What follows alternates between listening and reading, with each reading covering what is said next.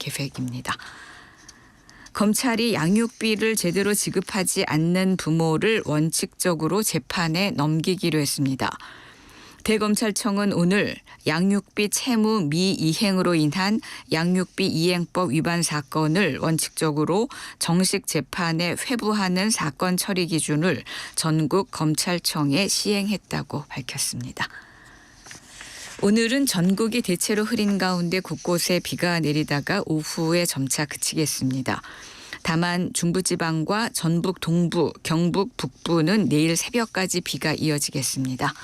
예상 강수량은 강원 내륙 5에서 30mm, 수도권과 대구, 경북 5에서 20, 충북 5에서 10mm 등입니다. 오늘 밤부터 기온이 크게 떨어져 경기 북동부와 강원, 경북 북동 지역에는 눈이 오는 곳도 있겠습니다. KBS 제1라디오 5시 뉴스 아나운서 태희경입니다. KBS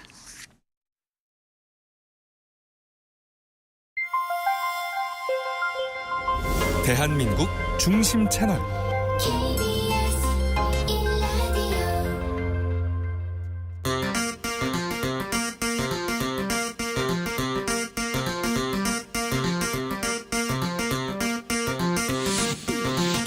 주진우 라이브.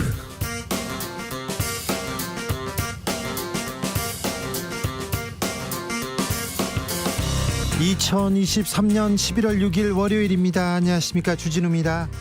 누가 환자인가 주말 내내 국민의힘 환자 논쟁으로 시끄러웠습니다. 국민의힘 이뇨한 혁신위원장 부산까지 가서 이준석 전 대표에게 손을 내밀었는데 만남은 불발됐습니다. 이 전 대표 이뇨한 억지 봉합쇼라고 직격했습니다. 그러자 국민의힘 지도부 선 넘었다면서 격분했는데요. 이분은 또 어떻게 생각할까요? 천하람 국민의힘 순천갑 당협위원장 잠시 후에 만나봅니다. 정부가 오늘부터 내년 6월까지 주식시장 공매도 전면 금지하기로 했습니다. 보수 언론 경제신문에서는 포퓰리즘이라고 비판하고 나섰는데요. 그런데 주식은 폭등하는 종목 많았습니다. 공매도 금지, 우리 주식시장에는 어떤 파장 몰고 올까요? 염승환 이베스트증권 이사와 전망해 보겠습니다. 경북 봉화 광산 매몰 사고 기억하시죠? 커피 믹스와 지하수로 221시간을 버텨냈던 광부 박정아 씨가 기적적으로 가족 품에 돌아온 게 지난해 11월 4일이었습니다. 사고 후 1년 광산 노동자들의 안전 얼마나 개선됐을까요? 직접 들어보겠습니다. 나비처럼 날아 벌처럼 쏜다. 여기는 주진우 라이브입니다. 오늘도 자중잘 겸손하고 진정성 있게 여러분과 함께 하겠습니다. 오늘 새벽에 비 때문에 잠 깨신 분들 많습니다. 오늘 아침에는 또 비가 오다가 또 그쳤어요. 하늘이 쨍했는데 쨍해서 산책 나갔더니 또 비가 막 쏟아지더라고요. 바람은 엄청 세서요. 비가 막 이렇게 갈지자로 날아다니기도 했습니다. 낙엽도 많이 떨어졌는데 서울은 오늘 첫 한파특보였다고 합니다. 내일 출근길은 더 춥고 더 매서운 추위 온다고 하니까 감기 조심하셔야 됩니다. 추워지기 전에 미리 챙겨야 될 거 뭐가 있을까요? 겨울이 오기 전에 해야 할 일 뭐가 있을까요? 여러분의 월동 준비, 추위 대비책 한번 들어보겠습니다. 문자는 샵 9730, 짧은 문자 50원, 긴 문자는 100원이고요. 콩으로 보내시면 무료입니다. 그럼 주진우 라이브 시작하겠습니다.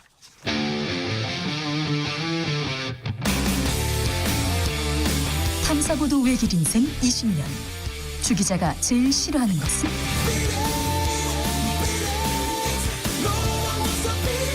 이 세상에서 비리와 부리가 사라지는 그날까지. 오늘도 흔들림 없이 주진우 라이브와 함께.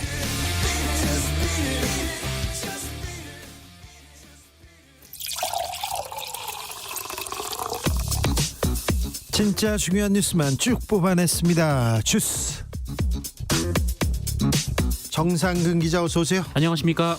오늘 아침 비가 많이 내렸습니다. 네, 어젯밤부터 오늘 아침까지 전국 곳곳에 많은 비가 내렸습니다. 특히 초속 20m 이상의 매우 강한 바람이 태풍처럼 불어닥치기도 했습니다. 네, 내일은 더 추워집니다. 네, 내일 서울 북부 지역은 오늘 오후 9시부터 올가을 첫 한파주의보가 발효가 됩니다. 경기도 북부와 강원도, 충북, 경북 일부 지역에도 한파주의보가 발효됩니다. 그리고 오늘 오전 11시를 기해서 강원도 산지와 경북 북동 산지 등에는 이미 한파 경보가 발령되기도 했습니다.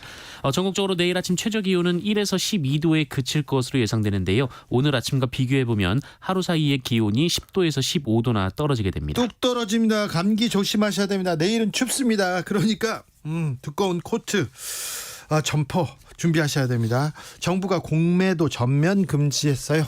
네, 정부는 어제 내년 상반기까지 국내 주식시장에서의 공매도를 전면 금지한다고 발표했습니다.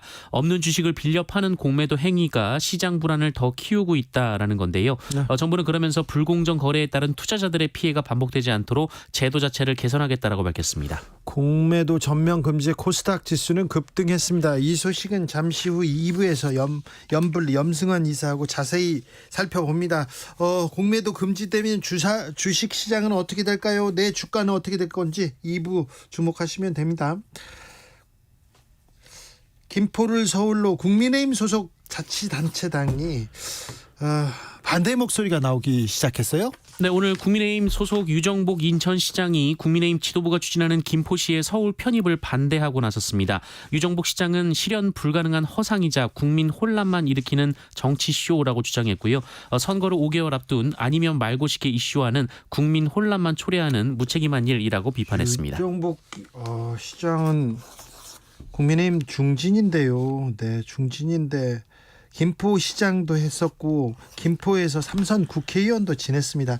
부산시장을 지낸 서병수 의원도 반대 목소리 냈어요. 네, 앞서 서병수 의원은 서울을 더 메가하게 만드는 것은 대한민국 경쟁력을 갉아먹는 것이라면서 수도권 시민들이 지옥철로 출퇴근하지 않도록 하는 것이 정치가 할 일이라고 비판했습니다. 하지만 오세훈 시장 그리고 국민의힘 속도 내고 있습니다. 논의 계속 이어간다는 입장입니다. 네, 오세훈 서울시장과 김병수 김포시장이 만나서 김포시의 서울 편입을 공동 연구하기로 합의했습니다. 또 국민의힘은 오늘 이 김포시 서울 편입 등을 논의할 당 기구의 명칭을 뉴시티 프로젝트 특별위원회로 확정했습니다. 네, 누가 환자인가 주말 내내 환자 논쟁이 있었습니다. 이뇨한 국민의힘 혁신위원장 부산까지 이준석 대표 만나러 갔어요. 그런데 못 만났어요.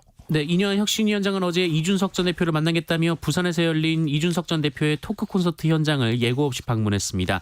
맨 앞자리에서 이준석 전 대표의 발언을 들었는데요. 그런데 이를 본 이준석 전 대표는 이뇨한 위원장에게 영어로 의사로 여기에 오셨냐라며 진짜 환자는 서울에 있다라고 말했고요. 이뇨한 위원장은 이준석 전 대표를 대면하지 못했습니다.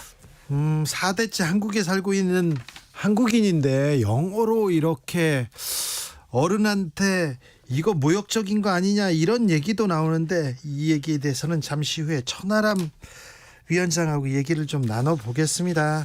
자, 이준석 전 대표는 신당 얘기를 계속하고 있어요. 이준석 전 대표는 자신의 유튜브에서 12월 말까지 당이 어떻게 변화하는지 지켜볼 것이라며 이때까지 변화가 없으면 다른 길을 모색하는 것은 당연하다라고 말했습니다. 정의당 지도부가 총사퇴했습니다.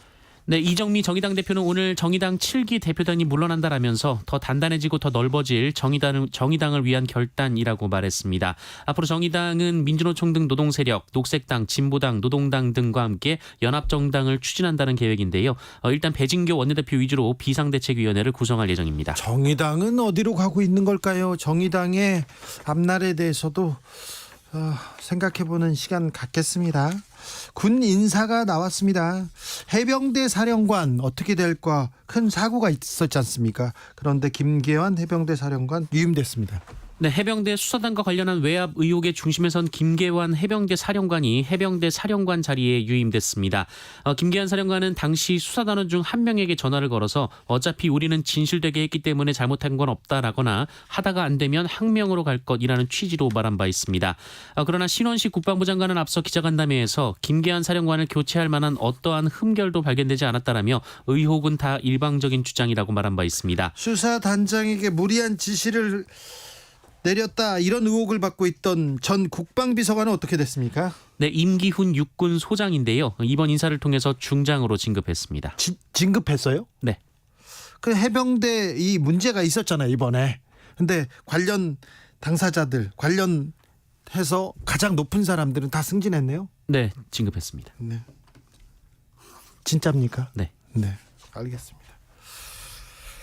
도주한 강력범죄자 김길수의 동네 한 바퀴 서울 기행은 계속되고 있습니다. 네, 특수강도 피의자 김길수는 지난 4일 치료를 받던 병원에서 도주했습니다. KBS는 김길수가 과거 성범죄로 6년간 복역했다라고도 보도했는데요. 김길수는 도주 당시 이 수감 도중에 이물질을 집어 삼켜놓고 병원으로 갔어요. 네, 이 현장 치료를 거부해서 입원 치료 기회를 얻은 것으로 전해졌습니다. 이상 행동을 한 셈인데 이후에 교정 당국은 김길수의 용변을 위해 한쪽 수갑을 잠시 풀렀고 이때 김길수가 도주에 성공했습니다. 하지만 교정 당국은 김길수가 도주한 지 30분이 지나서 경찰에 신고를 했습니다. 그 사이 김길수는 머리도 다듬고 또 식당에서 밥도 먹었다고 하고요. 이 대중교통을 이용하며 서울 곳곳에서 발견되기도 했습니다. 진짜 머리도 다듬고 사우나도 가고 식당도 가고 그랬습니까? 네, 머리 이발도 했고요. 네, 식당도 현금으로 계산했다고 합니다. 아직도 행방이 묘연합니다. 네, 김길수의 행방이 묘연하자 교정당국은 김길수의 현상금을 기존 500만 원에서 1,000만 원으로 올렸습니다. 그리고 법무부는 김길수가 이 기존 베이지색 상하의에서 검은색 점퍼와 검은색 바지, 회색 티셔츠로 갈아입었다라고 발표했습니다. 다만 인상착의는 언제든지 바뀔 수 있다라고 덧붙였습니다. 이 마지막으로 포착된 것이 지난 4일 밤 9시 이 서울 반포동 고속버스 터미널 인근이었는데요. 다른 지역으로 이동했을 가능성도 제기되고 있습니다. 네. 김길수는 키가 175cm에 몸무게는 83kg의 건장한 체격입니다. 이스라엘이 가자시티 완전 포위했습니다. 네, 이스라엘군이 지상작전을 통해 가자지구의 중앙부를 관통했습니다. 이 결과 이스라엘은 가자시티와 이 나머지 지역의 연결을 완전히 끊어내 가자시티를 포위한 상황입니다. 이스라엘은 하마스가 있는 가자시티와 피라민이 모인 남부를 분리했다라고 주장하고 있습니다만 이 가자시티에는 아직 수십만에 이르는 민간인들이 유엔 운영 시설 등에 의탁하고 있는 것으로 알려졌습니다. 하마스 측은 지난달 전쟁이 시작된 뒤 팔레스타인인 최소 9,700여 명이 살해됐으며 이 중 4천여 명 이상이 미성년자와 어린이들이라고 주장했는데요. 이스라엘은 하마스가 가자지구 민간인들을 인간 방패로 삼았기 때문이라고 반박했습니다. 한편 토니 블링컨 미국 국무장관은 지난 3일 이스라엘을 방문해서 일시적 교전 중단을 제안했으나 이스라엘은 휴전 불가 입장을 고수하고 있습니다. 인간 방패로 삼았기 때문에 어쩔 수 없이 민간인을 죽일 수밖에 없었다. 여러분은 어떻게 생각하시는지 병원에 학교에 급식시설에 계속해서 폭격이 이루어지고 있습니다. 전쟁보다는 학살에 가깝다고 얘기하는 사람도 있는데 빨리 이 전쟁을 멈추게 해야 될 텐데 국제사회에서 압력을 넣고 소리를 질러서 전쟁을 멈추게 해야 될 텐데 안타깝습니다. 김하성 선수가 있습니다. 한국인으로는 최초로 메이저리그에서 골든글러브를 받았습니다. 네, 메이저리그 샌디에이고 소속의 김하성 선수가 한국인 선수로는 최초로 메이저리그 포지션별 최고 선수에게 주는 골든글러브를 수상하는 영광을 알았습니다. 유틸리티 야수 부문인데요. 이 만능 야수를 뜻하는 이 부분의 상은 2022년에 처음 제정됐습니다. 김하성 선수는 지난해 유격수 부문 최종 후보에 올랐다가 수상을 놓친 바 있는데 1년 만에 대기록을 세웠습니다. 골든글러브는 그 포지션에서 가장 뛰어난 수비를 보여준 선수한테 이렇게 주는 상입니다. 뭐 엄청나게 활약한 것도 있지만 그런데 김하성 선수가 한국에서 유격수였는데 좋은 유격수였습니다. 최고의 유격수였는데 수비 잘한다는 소리는 그렇게 많이 듣지 못했어요. 공격을 잘한다 이렇게 얘기했는데 그러니까 그럼 다른 한국 선수들은 수비를 얼마나 잘하는 거지? 포스트 시즌은 어떻게 되는 거지? LG와 KT는 어떻게 되는 거지? 야구의 시즌이 지금 활짝 폈습니다. 아무튼 김하성 선수 대단합니다. 이강인 선수는 또 데뷔골을 넣었어요? 네, 프랑스 프로축구 리그앙 파리 생제르맹 소속의 이강인 선수가 우리 시간으로 지난 토요일 몽펠리아의 홈경기에 선발 출전해서 선제골을 터뜨리며 팀의 3대0 대승에 기여했습니다. 음바페가 이렇게 흘려주니까 이강인 선수가 딱 잡아가지고 바로 왼발 슈팅 골인이었습니다. 아유 잘합니다. 주스 정상근 기자와 함께했습니다. 감사합니다. 고맙습니다. 자, 추위가 오고 있습니다. 여러분은 어떻게 추위를 대비하고 있습니까? 월동 준비 들어보겠습니다. 황성희님께서 저는 오늘 네이 꺼냈습니다. 찬바람 막는 데는 네이가 최고입니다. 네, 내복의 계절이 왔습니다.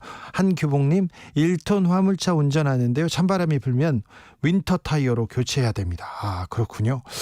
8187님 겨울 오기 전에 뭐니 해도 자동차 점검 꼭 해야 합니다. 자동차 점검 이때쯤 가서 해야 되는군요. 네. 0248님 저희 집 월동 준비는요 사소한 일이지만 유리창에 뽁뽁이를 붙이는 겁니다. 뽁뽁이. 작년에 뽁뽁이 덕에 따뜻한 겨울 보낸 것 같아서 올해도 뽁뽁이를 준비했습니다. 뽁뽁이 이렇게 붙이면 강한 효과가 있는 거죠. 보온 있는 거죠. 네. 자, 문틈도 이렇게 잘 이렇게 메워야 될 텐데 그런 생각도 해봅니다. 0135님 월동 대비로 전 뜨개질합니다. 남편 조끼 아들 가디건 열심히 만드는 중입니다. 점퍼 안에 입으면 따끈따끈하죠. 아유 사랑이 담긴 조끼 네 가디건 목도리 네 좋은 생각입니다. 훌륭하십니다. 5145님 추워지는 날씨에는 따스한 마음을 준비해야 됩니다. 따스한 마음이요? 점점 추워지는 날씨에 비례해서 한없이 커지는 사랑이 느껴지길 희망합니다. 네 좋은 말씀 하셨습니다.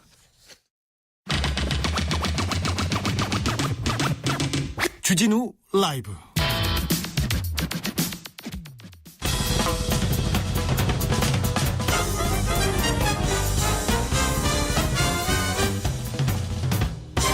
훅 인터뷰. 모두를 위한 모두를 향한 모두의 궁금증 훅 인터뷰. 작년 11월 4일입니다. 경북 봉화군 아연채굴 광산에서 매몰 사고로 고립됐던 두 광부가 221시간 만에 기적적으로 생還했습니다. 그로부터 1년 지났는데요. 건강히 잘 지내고 계신지 궁금합니다. 그리고 광산 노동자들 좀 작업 여건 좋아졌는지도 알아보겠습니다. 기적의 생환자 박정화 작업반장님 안녕하세요. 예, 안녕하세요. 네, 1년 만에 뵙습니다. 건강히 잘 계십니까? 예, 네. 예, 잘 지내고 있습니다. 몸은 좀 어떠세요?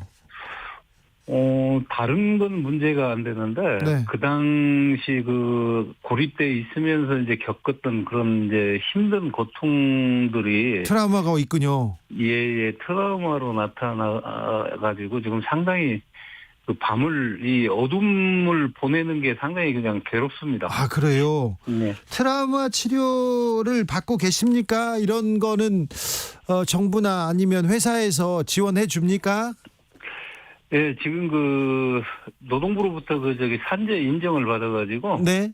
예, 지금 정신과 계속 진료는 지금 진행하고 있습니다. 네. 산재 인정 받으셨어요. 그러면 예. 사측에서 이 산업재해로 인한 보상도 좀 다 해줬습니까? 그거는 아직 진전이 전혀 없고요. 왜요? 예.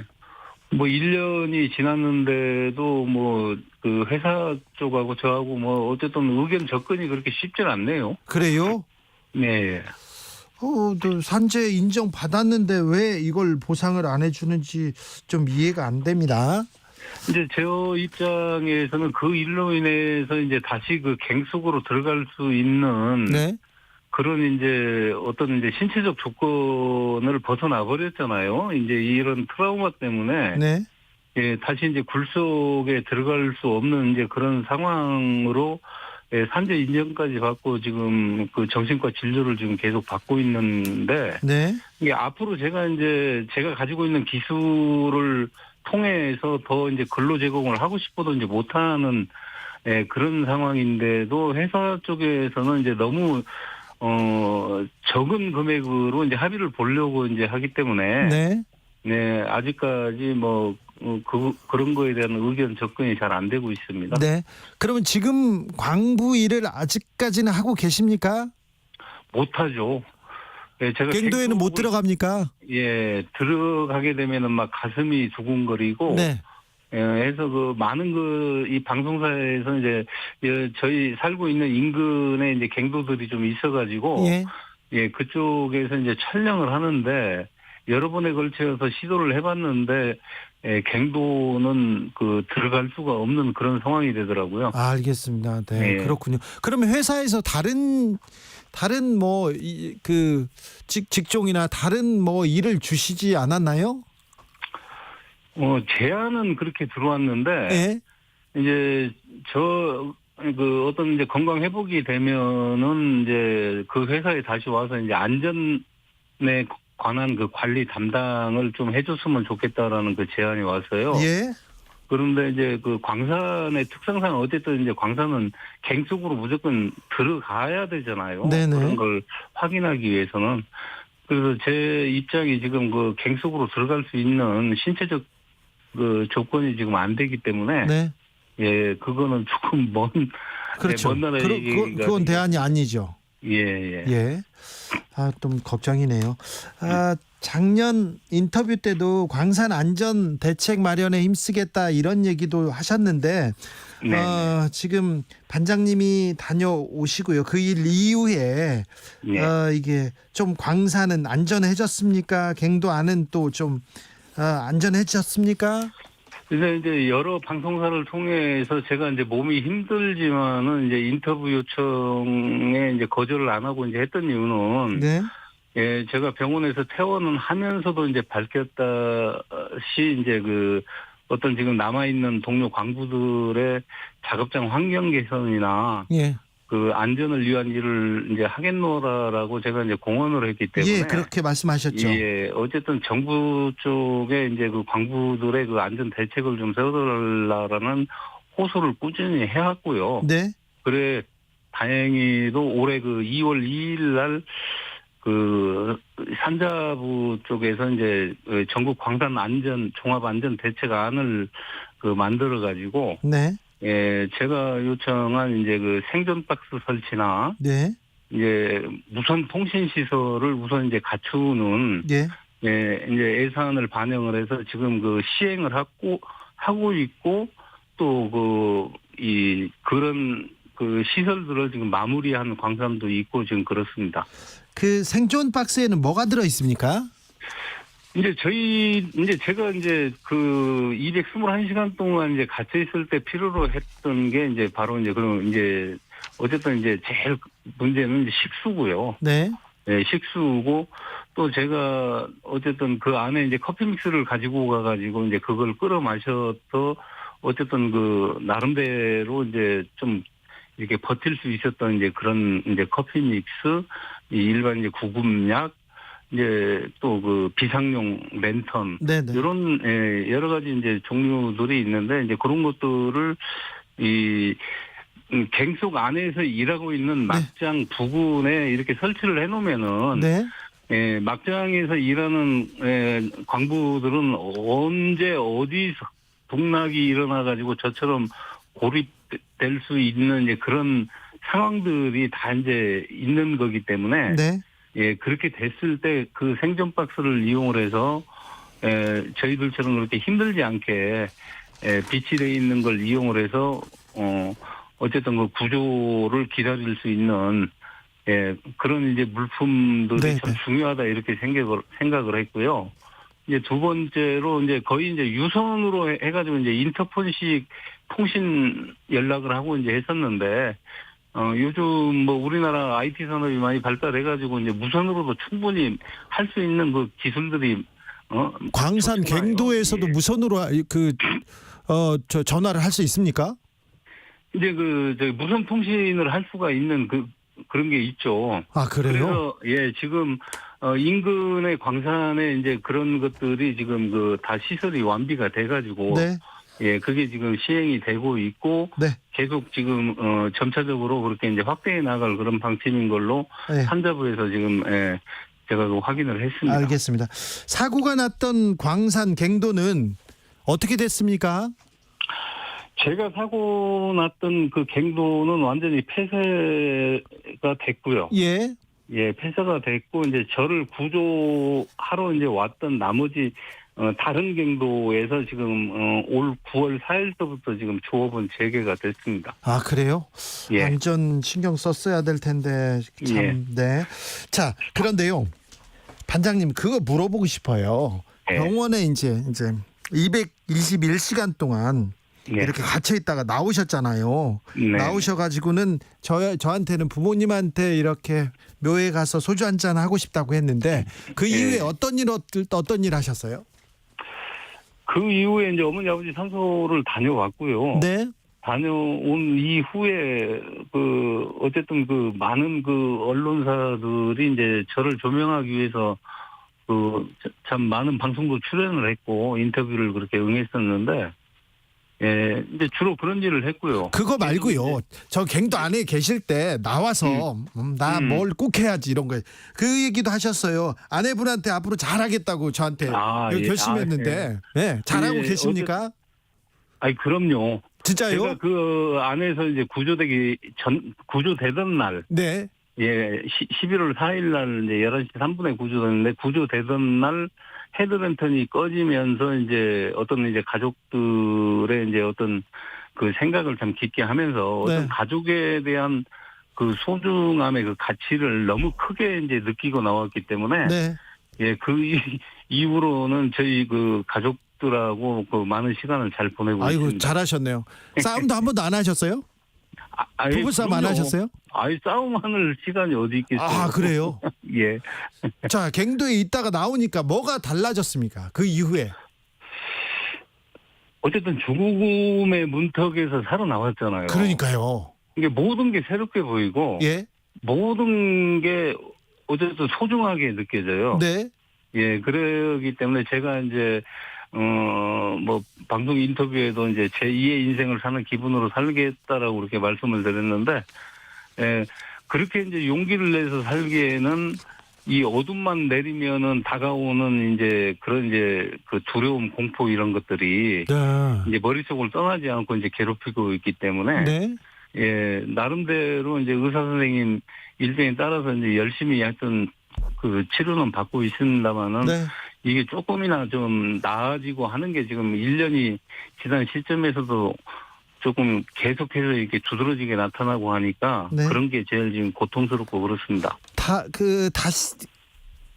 당시에 같이 이렇게 돌아오신 다른 강부 한 분 계셨잖아요. 그분은 잘 예. 계십니까? 예, 그 친구도 지금 그 서울에서 계속 지금 그 치료를 받고 있고요. 네. 왔다 갔다 하면서 지금 그렇게 지내고 있는 걸로 알고 있습니다. 알겠습니다. 9449님께서 회사를 위해서 일하다가 사고가 났는데 회사 너무 무책임해요 이렇게 얘기하는데 아무튼 안전한 노동 환경을 위해서 회사가 좀 더 적극적으로 나서줘야 될 것 같습니다. 정부도 뒤에서 계속해서 쳐다봐야 될 것 같고요. 건강 잘 챙기십시오. 예, 고맙습니다. 박정아 작업반장님과 이야기 나눠봤습니다. 교통정보센터 다녀올까요? 김민희 씨. 퇴근 교통량이 서서히 늘고 있는 가운데 여전히 돌발 구간이 많습니다. 청주 영덕고속도로 영덕 쪽으로 청송 부근인 파천 2터널 안 2차로에서는 고장난 화물차를 처리하고 있고요. 남해 제2지선 서부산 쪽으로 가락나들목 진입램프 1차로에서는 화물차 관련 사고를 처리하고 있습니다. 수도권 제1순환고속도로 판교에서 구리 쪽으로 상일 부근 5차로에서도 사고가 났는데요. 이 여파바다 광암터널에서 강일 사이 정체가 더 심해져 있습니다. 서울시내 올림픽대로 하남 쪽으로 가양대교 부근 4차로에서도 사고가 나면서 방화대교부터 정체입니다. 더 가서도 월드컵대교까지 더디게 지나고요. 같은 방면 강변북로에서는 동작대교 부근 1차로에서 고장난 차를 처리하고 있는 만큼 원효대교부터 동호대교 사이로 속도 더 많이 떨어져 지납니다. 이후로도 성수대교부터 구리 시계까지 정체입니다.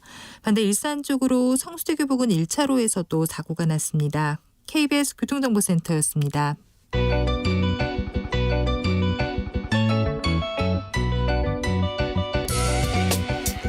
한층 날카롭다, 한결 정확하다, 한편 세심하다, 밖에서 보는 내밀한 분석, 정치적 원의 시점. 오늘의 정치권 상황 원회에서 더 정확하게 분석해드립니다. 이현주 전 국민의힘 의원 어서 오세요.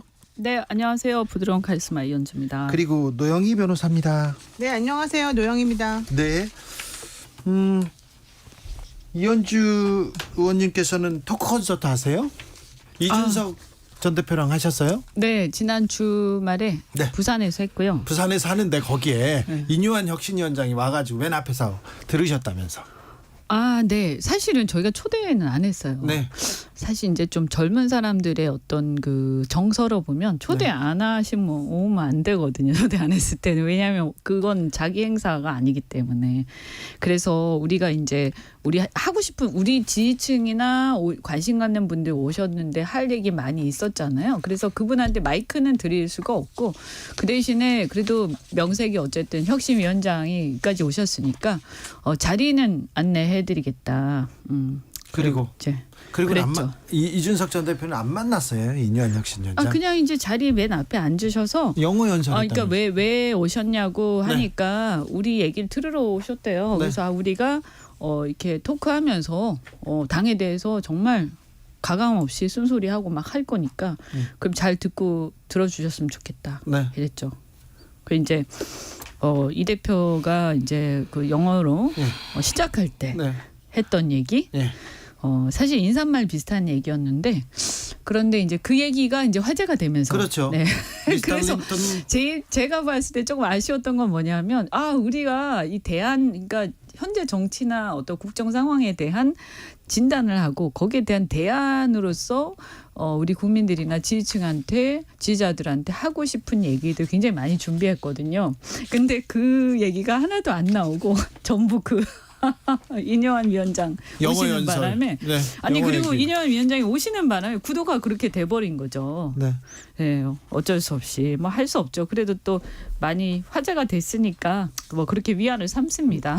어떻게 보셨어요? 축하드립니다 일단. 뭐 신당이 첫 발은 잘 내디딘 것 같아요. 네, 그리고 지금 들어가겠다는 사람들이 많아요. 신당에. 네, 왜냐하면 이쪽 비명계 저쪽 비윤계 다 합쳐가지고 지금 정말로 메가 정도의 그 규모로 양쪽 비명계에서 관심이 있습니까? 있다고 지금 얘기들을 하더라고요. 물론 현실성이 얼마나 있는지 모르겠는데, 근데 사실 제가 듣기로는 민주당은 이렇게 시끄럽게 했는데 분당이 되거나 이러지는 않는다고 내가 들었거든요.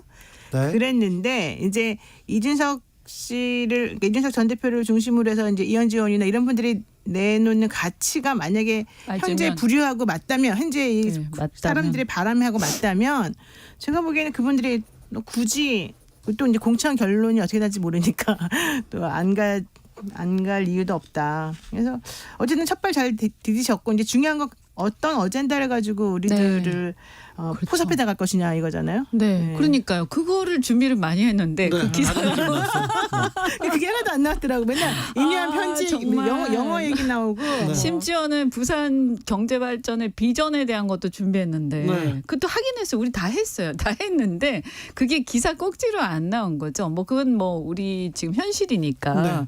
어떻든 저희가 정치 혁신과 관련해서 몇 가지 얘기를 했는데 저는 두 가지를 얘기했었거든요. 일단 첫째는 보스 정치, 87년 체제에서 비롯된 보스 정치를 청산하는 쪽으로 가야 된다라는 거고, 그래서 새로운 어떤 패러다임으로 가자. 그다음에 또 하나는 지금 현재 우리 상황, 특히 국민의힘 상황인데 정의나 진실 또 인간적인 도리, 이거 이태원 참사 보면 그런 것마저도 내 편이 아니면 뭐 인간적인 도리도 싹 입 닫고 그죠?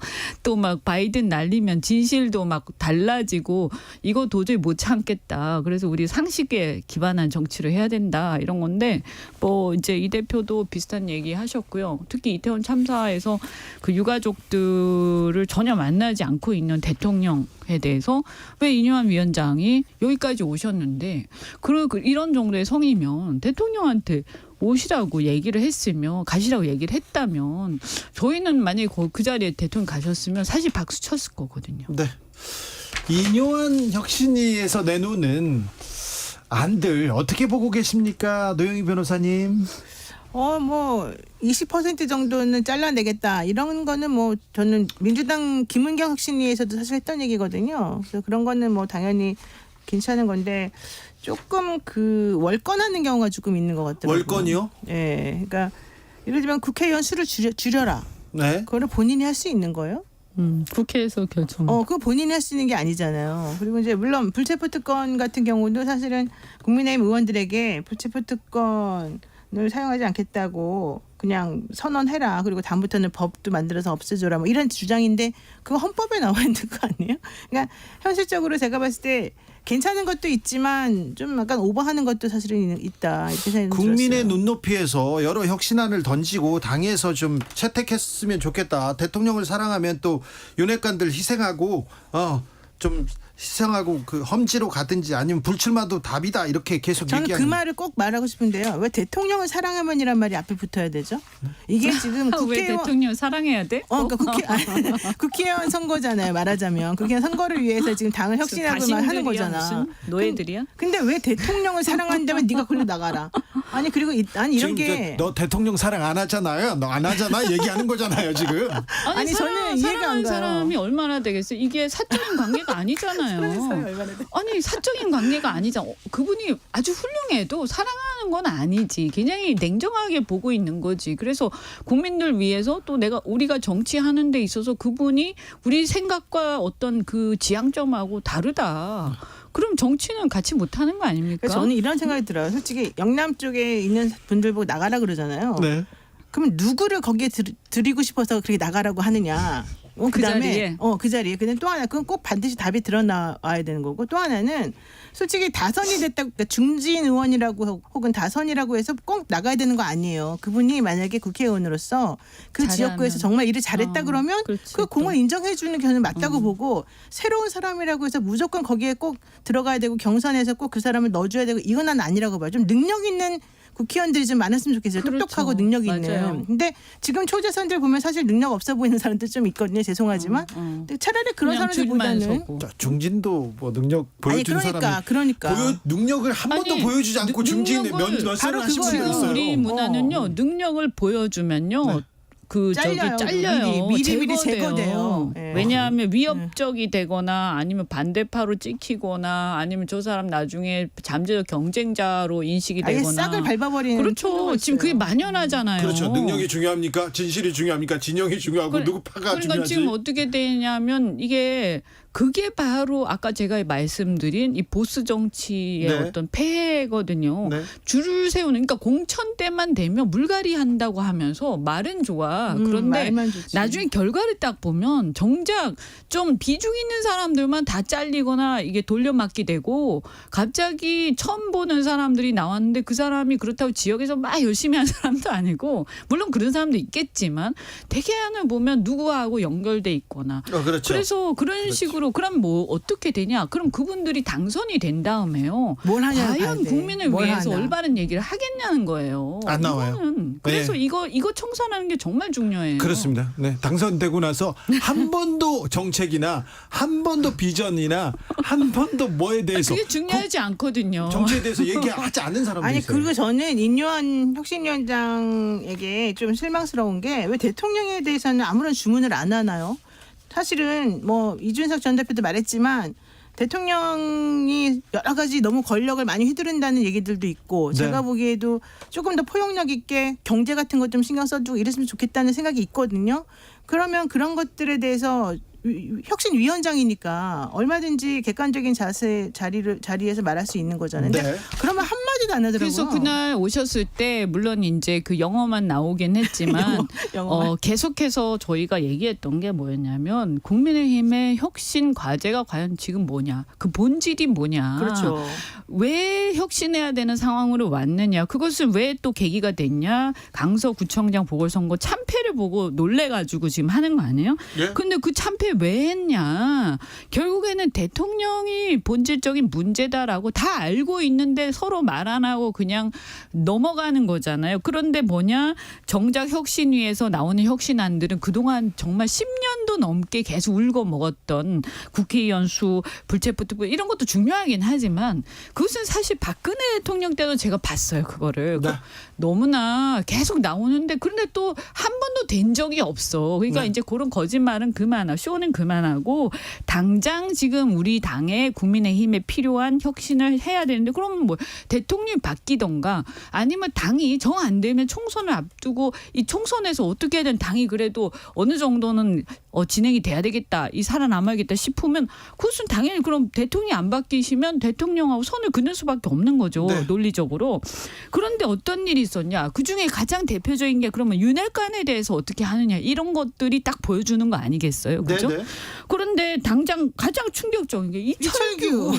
이분이 다시 복귀를 한 거야. 이만희 지금 사무총장 이만희. 중심으로 총선 기획단을 꾸렸습니다. 아니 그분도 역시 영남의 이 네. 다선이시잖아요. 이철규, 그죠? 이만희 둘 다 경찰 출신이고요. 또 그러니까 정보가 그것도 경찰의 중심이죠. 민생 네. 치안 이런 게 아니라 정보 출신이 권력기관하고 굉장히 가까운. 근데 우리가 이런 말은 필요가 없는 게요. 이 윤석열 대통령 지지도가 또 올랐어요. 여론조사에서 최근에 몇 개에서 그러니까 지난주까지 사실은 좀 안 오른 것들도 몇 개 있었는데 이제 또 올라 버리니까 아 내가 이렇게 하니까 맞구나. 이렇게 하니까 되구나. 이렇게 적당히 쇼하니까 되는 거구나. 이렇게 생각한다고요. 그러니까 이거를 보고 이철규 그러니까 인재영입 위원장이라는 건 굉장히 중요한 게 그러면 제일 중요한 공천에서 자리죠. 신인들을 그러니까 아까 영남에서 다 빼고 나서 새로 누구를 누구를 보낼 넣느냐 것인가? 이런 걸 그럼요. 결정하는 그 권한이 있는가 해서 결국에 사무총장이나 인재영입 위원장이 비슷한 거예요. 네. 그러니까 지금 보면 이걸 딱 보고는 이거 전혀 바뀔 가능성이 없구나. 겉으로는 막 쇼를 하지만 본질은 하나도 안 바뀌었구나. 그리고 인용환 위원장도 결국에는 이 맥락 속에서 지금 움직이고 있는 거 아니야. 대통령에 대해서 또는 윤핵관에 대해서는 얘기를 또 못하게 한단 말이에요. 그죠? 그러면서 변죽만 울리고 있는 거예요. 근데 우리 국민들이 저는 우리가 또 쏘고 그러면 또 그다음에 저희 입장에서도 또 국민들을 속이는데 우리가 방조할 수는 없는 거 아니에요. 나중에 어떤 책임을 지려고요. 그러니까 정확하게 얘기하고 본질적으로 안 바뀌면 우리는 우리 길 가겠다라고 얘기하고 있는 거죠. 네. 알겠습니다. 신당 계속 속도가 납니다. 근데 비명계, 반명계 신당에 합류하지 않을 가능성이 높은데. 그러니까 원래 얘기 듣기로는 네. 내부적으로 좀 그렇다 하더라도 원래 민주당은 분당되지 않고 뭐 나가지 않고 그냥 내부에서만 자꾸 얘기 한번 해보겠다는 게 제가 알고 있는 바였어요. 네. 근데 이제 이 제3신당이라고 불러달라고 그러셨죠. 이 이준석 전 대표를 중심으로 한 이 당이 사실은 저는 예전에 노무현 대통령 될 때처럼 바람이 한번 일어날 타임이 지금 됐다고 생각하는 거예요. 신당의 바람이. 그러니까 신당이든 뭐든 이 정말 낡아빠진 정치가 너무 싫다고 생각하는 사람들이 답답해하고 있었거든요. 그 답답함을 좀 해소시키고 건전한 방향으로 나아갈 수 있도록 뭔가 지금 기운이 모아져 있단 말이야. 그런 게 있죠. 그래서 나는 이 열망이 기운을 있죠. 사람들이 그냥 버리면 너무 아깝다는 거죠. 그래서 맞아요. 이 기운을 따라서 정말 건전하고 괜찮은 사람들끼리 모여가지고 뭘 한번 해보면 네. 저는 우리나라의 정치 패러다임이 바뀔 것 같아요. 네, 그래서 이거 딱 끝나고 톡 콘서트 끝나고 이준석 대표랑 제가 그 얘기를 서로 나눴어요. 야, 이게 이 열기를 우리가 만약에 죄송해요. 없었던 일이 됐어요. 그건 정말 이렇게 안 하는 돼요. 순간 우리는 몰매를 맞을지도 모르겠다. 지금 이 분위기를 보니까. 그래서 정말 진지하게 하나하나 네. 이제 제대로 뭔가 진지하게 고민하고 해야 되겠다. 이런 얘기를 좀 나눴었고요. 어떻든 저는 그 민주당 문제도 뭐 비명계 우르르 이렇게 해서 무슨 집단적으로 이렇게 해서 어떤 예컨대 뭐 대통령을 중심으로 뭐 이낙연 후보를 중심 이런 건 전 아닐 거라고 봐요. 그게 아니고 민주당의 뭐 친명이든 비명이든 간에 뭐 정치 이런 시스템 한번 확 엎어보자라고 생각하는 사람들이 저는 모일 거라고 보고 우리 당도 마찬가지일 거라고 네. 보고요. 그래서 이 과정이 저는 궁극적으로는 양당에도 좀 도움이 된다. 네. 이 상태가 이렇게 서로 저쪽이 너무 못하니까 우리는 괜찮아. 이런 식의 상황. 그다음에 양쪽이 막 극단적으로 싸우면서 전혀 결론이 나지 않는 상황. 여기에 어떤 돌파구를 마련하는 역할을 할 수도 있다라는 생각합니다. 또 그렇게 해야 된다고 생각하고. 노영희 변호사. 민주당 주변에는 신당 창당 움직임 그런 소리가 없었어요. 별로 안 들려요. 안 들리죠? 네, 별로 안 들리고. 친명 신당 이런 얘기도 있다가 없네요. 없어요. 그런 얘기도 사실은 처음부터 나는 그거는 별로 믿지 못했었고. 네. 이제 조금 중간에 만약에 이재명 대표가 만약에 지난번에 불체포 특권 뭐 관련해 가지고 이제 한번 얘기했다가 좀 안 되고 그다음에 영장 실질 심사 받고 막 이랬잖아요. 네. 그 타임이 내가 보기엔 가장 큰 위기였어요. 그래서 만약에 그때 뭔가 좀 잘못됐었으면 오히려 좀 정리가 됐을 수 있는데 그게 아니고 그냥 아예 봉합이 돼 버렸거든요. 그래서 저는 이제 더 이상 민주당에서는 그런 거 생각하지 않는다. 네. 그러니까 오히려 용기 있고 밖에 나가서 독립적으로 살 수 있는 사람들은 이 젊은 사람들 이쪽 국민의힘에 있는 젊은 혁신을 하는 사람들이고 제가 보기에는 오히려 민주당이 지금 되게 노쇠해 보이거든요. 민주당 나가서 신당 차릴 만한 사람이 이제 없어요. 네. 민주당이 젊은 민주당 사람이 없어요, 아니에요. 지금. 네, 아니 오히려 자 민주당 총선 기획단 첫 회의를 열었습니다. 조정식 호 순항하고 있습니까? 글쎄요, 거기도 또 흔들어대고 있죠 지금 조정식 호에 대해서. 근데 어쨌든 중요한 건 뭐 민생, 미래, 혁신 세 개를 내걸었다고 하는데 사실 나는 이런 건 잘 안 들어와요. 너무 추상적이고 이게 좀 구체적으로 내 귀에 딱 꽂히는 그런 주장은 아니에요. 그래서 이런 거보다는. 저는 그냥 정말로 효능감 보이고 좀 결기를 보이고 지금 이재명 대표가 주장한 내용이 이거거든요. 윤석열 정권의 오만한 폭정은 심판하고 위기에 놓인 민생을 구하겠다 뭐 이런 얘기예요. 그러면 윤석열 정권의 오만한 폭정을 어떻게 심판할 것인지 좀 구체적인 단계별로 아주 정말 디테일한 내용을 좀 내보내던가 네. 현실성 있게 무엇을 어떻게 하자라는 것을 우리들에게 조금 그림을 그려주던가. 근데 그냥 말로만 예를 들어 뭐 민생, 뭐 미래 이런 얘기하면 사실 와닿지가 않거든요. 총선 기획단에서 한 얘기는 아니지만 홍익표 민주당 원내대표 한동훈 법무부 장관보다 먼저 탄핵되는 사람이 이동관? 있을 수 있다. 네. 이동관 탄핵 카드를 꺼내기 시작했습니다. 이 부분은 어떻게 보시는지요? 저는 그건 좀 약간 민주당이 전략적인 것 같아요. 왜냐하면 이동관 탄핵 얘기를 자꾸 해야 지금 이 사실은 가장 중요한 게 총선이든 뭐든 여론이거든요. 네. 그리고 이제 언론이나 사람들이 이거 정말 문제다라고 피부로 탁탁 느끼는 게 그런 부분이라서 네. 이동관 씨가 사실은 방통위원장 안 되길 그렇게 바랬지만 결국은 다 대통령 마음대로 됐잖아요. 이런 상황에서 이동관을 흔들어대야지만 이동관 씨가 좀 주춤할 수밖에 없어요. 이동관 위원장이요? 네, 아무리 본인이 이제 뭐 내가 힘이 있다고 생각하더라도 그래서 그런 의미에서 지금 보세요. 이상민 장관 처음에 탄핵 올렸죠. 물론 안 됐지만 올리고 나니까 효과가 있는 거예요. 그러니까 네. 지금 그런 걸로 제가 봤을 때는 한동훈 장관보다도 지금 더 급하다고 생각하는 게 이동관 위원장인 것 같아요. 그래서 그런 의미에서 전략적으로 좀 하고 있는 거죠. 이현주 의원님. 네, 어떻든 뭐 이제 탄핵이라는 거는 이제 헌재에서 또 법률 위반 이런 걸 또 심사를 하는 거니까 이게 궁극적으로 이게 그러니까 인용이 될 거냐 말 거냐 이거는 조금 나중의 문제고요. 그렇죠. 나중 문제죠. 이제 어떤 면에서 보면 지금 이런 상태에서 무방비로 그냥 갈 수 있냐 이렇게 마구 폭주하는데 이런 문제의식 좀 있는 거 아닌가 싶고요. 어쨌든 제가 볼 때는 국회는 국회대로 정부의 폭주가 있을 경우에는 그걸 막을 수 있는 견제할 수 있는 최선을 다 해야 된다. 네. 국회 안에서 할 수 있는 걸 해야지 그걸 안 하고 뭐 이렇게 밖에서 맨날 떠들어봐야 한계가 있지 않습니까?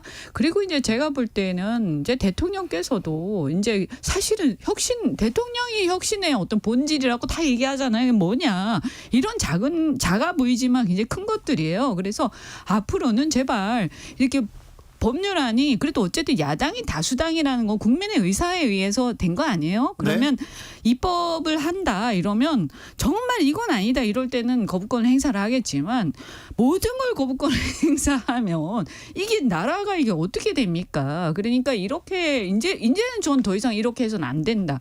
그리고 어떤 면에서는 여하튼 간에 이 국민들이 볼 때도 이런 게 있는 거예요. 왜 소수당인데 왜 이번 보궐선거도 그렇고 좀 힘 실어주지 않았지? 야당이 이렇게 많은데 그럼 어떻게 될까? 근데 이상한 여론조사하면 견제해야 된다는 얘기가 많잖아요. 그 얘기는 뭐냐면 분명히 소수당이지만 그냥 마음대로 다 하는 것 같으니까 이거 그냥 놔두면 큰일 나겠구나. 네. 다수가 되면 더 큰일 나겠구나. 지금 소수인데도 이러는데 그러니까 견제해야겠다 이 심리가 점점 강해지는 거예요. 그러니까 대통령께서도 저 총선에서 어느 정도 국민들한테 어필을 하면서 저 동정 여론이라도 얻고 싶으면 약한 모습이 보여야 되는 거거든요. 서로 좀 약한 척, 서로 좀 불쌍한 척 해야 되는데. 근데 저는 참 그런 게 또 선거 다 돼가면 또 갑자기 약한 척해. 그리고 나서 선거 끝나면 다시 언제 그랬다느냐 또 고개 딱딱 세우고 네. 다니고. 그래. 그리고 막 이번에 사실은 그것도 뭡니까 저 김포시 그것도 비슷한 거 아닙니까? 아이고. 선거 다 돼가니까 이제 김포를 서울로. 그런데요. 좀 준비를 같이 좀 안 한 것 같아요. 회의도 안 한 것 같아요. 아무것도 없대요. 그러니까 자료도. 유정호 덜렁 인천시장. 지금. 네. 좀 반대하고 있잖아요 지금. 강력하게 반대합니다. 이거 정치 쇼다 얘기하고요. 서병수 의원 이분은 예. 부산시장을 지낸 사람. 부산시장이었죠. 이분도 이거 행정 개편 이거 함부로 하면 안 된다 이렇게 얘기하는데 그래도 김포를 서울로 할 거. 이거 오세훈 시장님 작품 아니에요? 지금 오늘도 오세훈 서울시장 김포시장 만났어요. 오세훈 시장이 그러니까, 처음에는 약간 뜨뜻미지근했거든. 신중하게 뭐 봐야 된다 이렇게 하더니 지금 약간 압박을 받았는지 막 적극.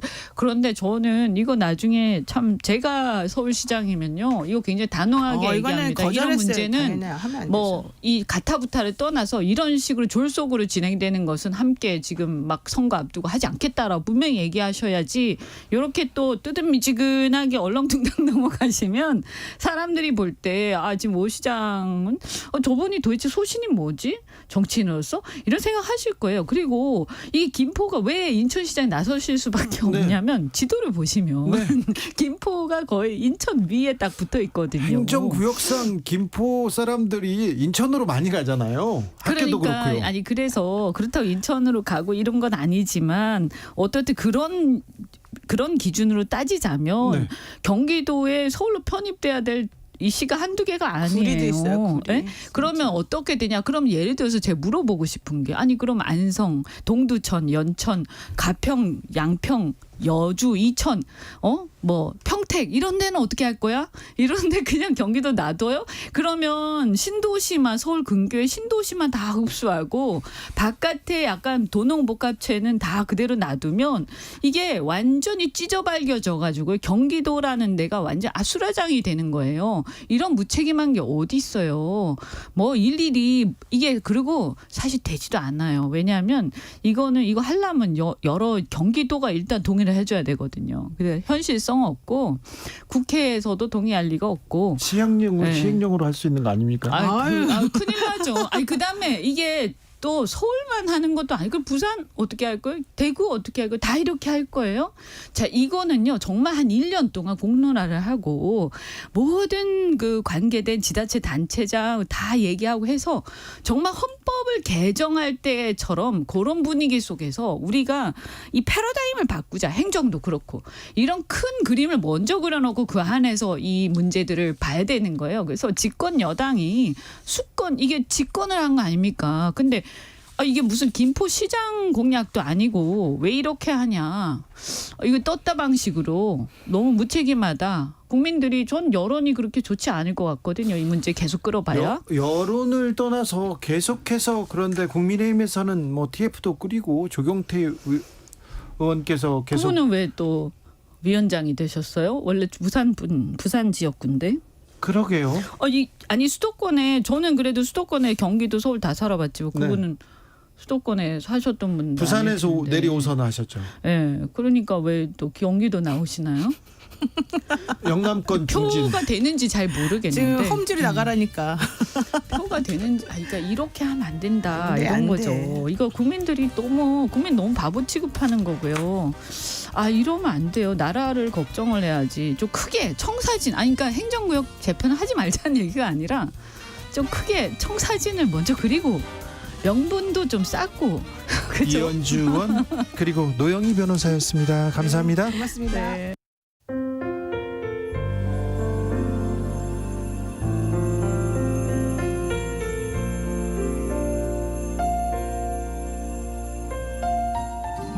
KBS 라디오 연중기획 희망충전 대한민국 559번째 이야기.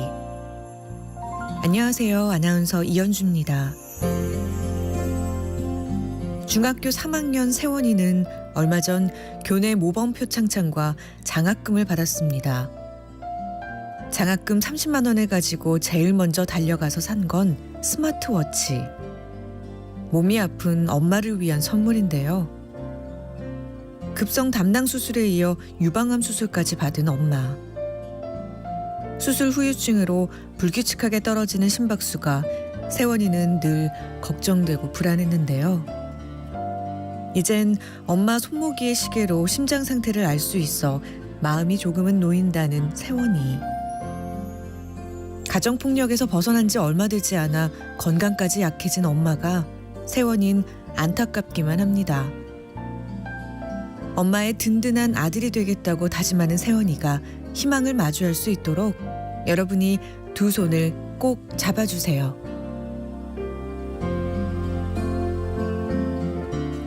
여러분의 따뜻한 손길이 희망의 빛이 됩니다. ARS 060-700-1580 060-700-1580 한 통화 3,000원으로 희망을 선물해 주세요. KBS 라디오 연중기획 희망충전 대한민국은 초록우산 어린이재단, 인탑스 주식회사 그리고 청취자 여러분과 함께합니다. ARS 060-700-1580 한 통화 3,000원입니다.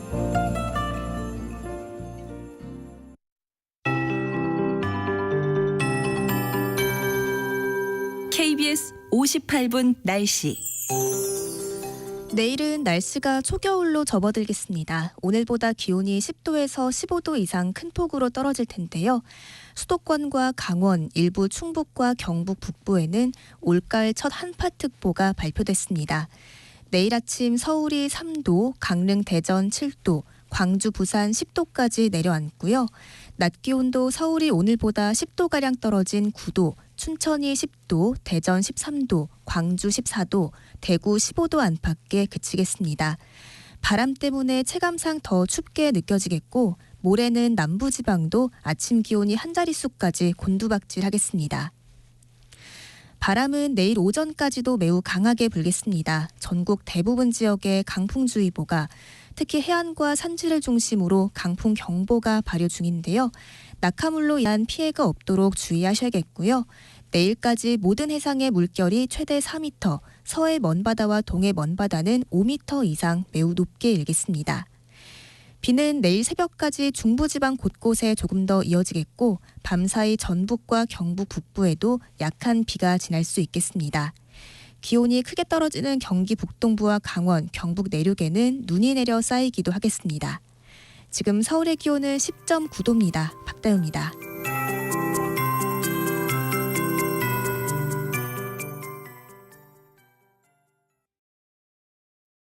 정성을 다하는 국민의 방송 KBS가 6시를 알려드립니다. AM 711kHz, FM 97.3MHz, KBS 1라디오입니다. HLKA.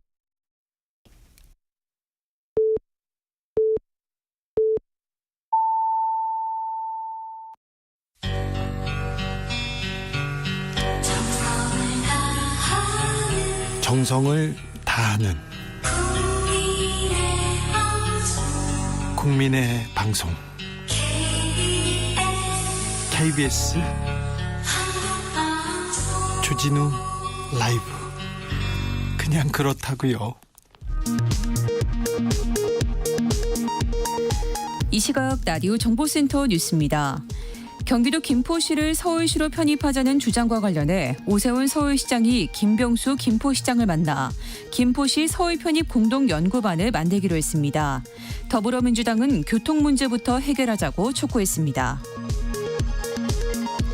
정부가 어제 발표한 국내 증시 공매도 금지 조치가 오늘부터 시행됐습니다.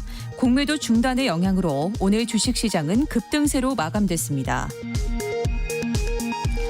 서울구치소에 수감 중이던 특수강도 피해자 김기수 씨가 사흘째 도주 중인 가운데 김 씨가 서울 서초구 반포동에서 새로운 옷을 구입한 사실이 확인됐습니다. 경찰은 김 씨에 대한 현상금도 1,000만 원으로 올렸습니다. 과외 앱으로 알게 된 또래 여성을 잔인하게 살해하고 시신을 훼손한 24살 정유정에게 검찰이 사형을 구형했습니다. 지금까지 라디오 정보센터 뉴스 정한나였습니다. To the Batmobile. Wave of super energy. 주기자의 1분. 통계청에 따르면 10월 쇠고기 가격은 떨어졌습니다. 그런데 식당에서 사 먹는 쇠고기 가격은 올랐습니다. 통계청 자료에 따르면 돼지고기 가격 떨어졌습니다. 그런데 식당에서 사 먹는 삼겹살 2.8%, 돼지갈비는 4.3%나 올랐습니다. 가격만 오른 게 아닙니다. 삼겹살 1인분은 200g 정도 했던 것 같은데 180g, 170g 줄어들더니 급기야 130g 하는 식당 봤습니다. 네, 제가 간 식당 그랬습니다. 거기에 돼지 껍질, 비계가 상당 비중을 차지하더군요. 이빨 모양의 뼈도 포함된 삼겹살이었습니다. 사장님 진짜 먹을 게 없더군요. 네. 10월 소주, 맥주 물가 비교적 안정세였어요. 0.4%, 1.0%가. 그런데요, 식당과 주점에서 파는 소주, 맥주가 각각 4.7%, 4.5% 올랐습니다. 이제 소주, 맥주 출고가가 100원가량 오른다고 합니다. 우리는 식당에서 1,000원 혹은 2,000원 오른 소주와 맥주를 만나게 됩니다. 얼마 남지 않았습니다. 쇠고기 가격은 내려도 식당 등심 가격 내리는 법이 없습니다. 돼지고기 가격 내렸는데 식당 삼겹살 가격은 왜 올랐을까요? 뭔가 잘못됐습니다. 어떤 분들 최저임금 때문이다 이렇게 얘기하시는데 이거는요. 답이 아닙니다. 최저 점수 받을 답이고요. 전문가들은 불합리한 유통에서 답을 찾습니다. 유통 구조가 너무 불합리해서 식당, 농가는 항상 어렵다고요. 농가는요. 풍년이 들면 가격 폭락으로 눈물 짓습니다. 흉년이면 그대로 그냥 망하는 거고요. 최근 축산농가 구제역의 럼피 스킨병까지 겹쳐 신음합니다. 그런데 식당 어렵다는 얘기는 별로 들어보지 못했습니다. 아니요, 식당은 어려울 수 있어요. 그런데 유통가, 백화점, 마트 이런 데 어렵다는 얘기 들어보지 못했습니다. 유통을 장악한 큰손들은 풍년이든 흉년이든 절대 손해보는 일 없습니다. 심지어 농가가 어려울수록 더 돈을 많이 벌기도 합니다. 대기업 큰손들, 유통가를 잡고 있는 이 큰손들의 불합리부터 바로 잡아야 됩니다. 농협의 책임 결코 적지 않습니다. 유통계 카르텔 타파해야 됩니다. 이런 곳에서 카르텔 타파하자 이런 목소리가 나와야 된다고 생각합니다. 기획재정부 농림축산식품부에서 설탕국장, 라면 과장이 생긴다고 합니다. 물가 잡겠다고 약속했는데 못 지키고 예측도 빗나가니까 범정부 차원에서 나서겠다 그러면서 공무원이 물가를 책임지게 했다 이렇게 얘기하는데요. 이거 과거 이명박 정부 때 공무원 물가관리 책임 실명제 사실상의 부활입니다. 그때도요 소리만 요란했지 효과는 별로였어요. 그랬잖아요. 기억해보세요. 기사 찾아보세요. 좀 더 구조적인 혁신 얘기해야 됩니다. 이 대기업의 이런 카르텔에 대해서는 아무 얘기가 없고요. 그냥 빵 사무관, 과자 주무관만 앞장 세우고 있습니다. 주기자의 1분이었습니다. 장기하와 얼굴덜 싸구려 커피. 무거운 매일 아침엔 다만 그저 약간의 기침이 멈출 생각을 않는다. 축축한 이불을 캔다. 비걱대는 문을 열고 밖에 나가본다. 아직 덜 갠 하늘이 너무 가까워 숨쉬기가 쉽질 않다. 수만 번 본 것만 같다. 어지러워 쓰러질 정도로 익숙하기만 하다. 남은 것도 없이 텅 빈 나를 잠근다. 싸구려 커피를 마신다. 미지근해 적잖이 속이 쓰려온다. 눅눅한 비닐 장판에 발바닥이 쩍하고 달라붙었다가 떨어진.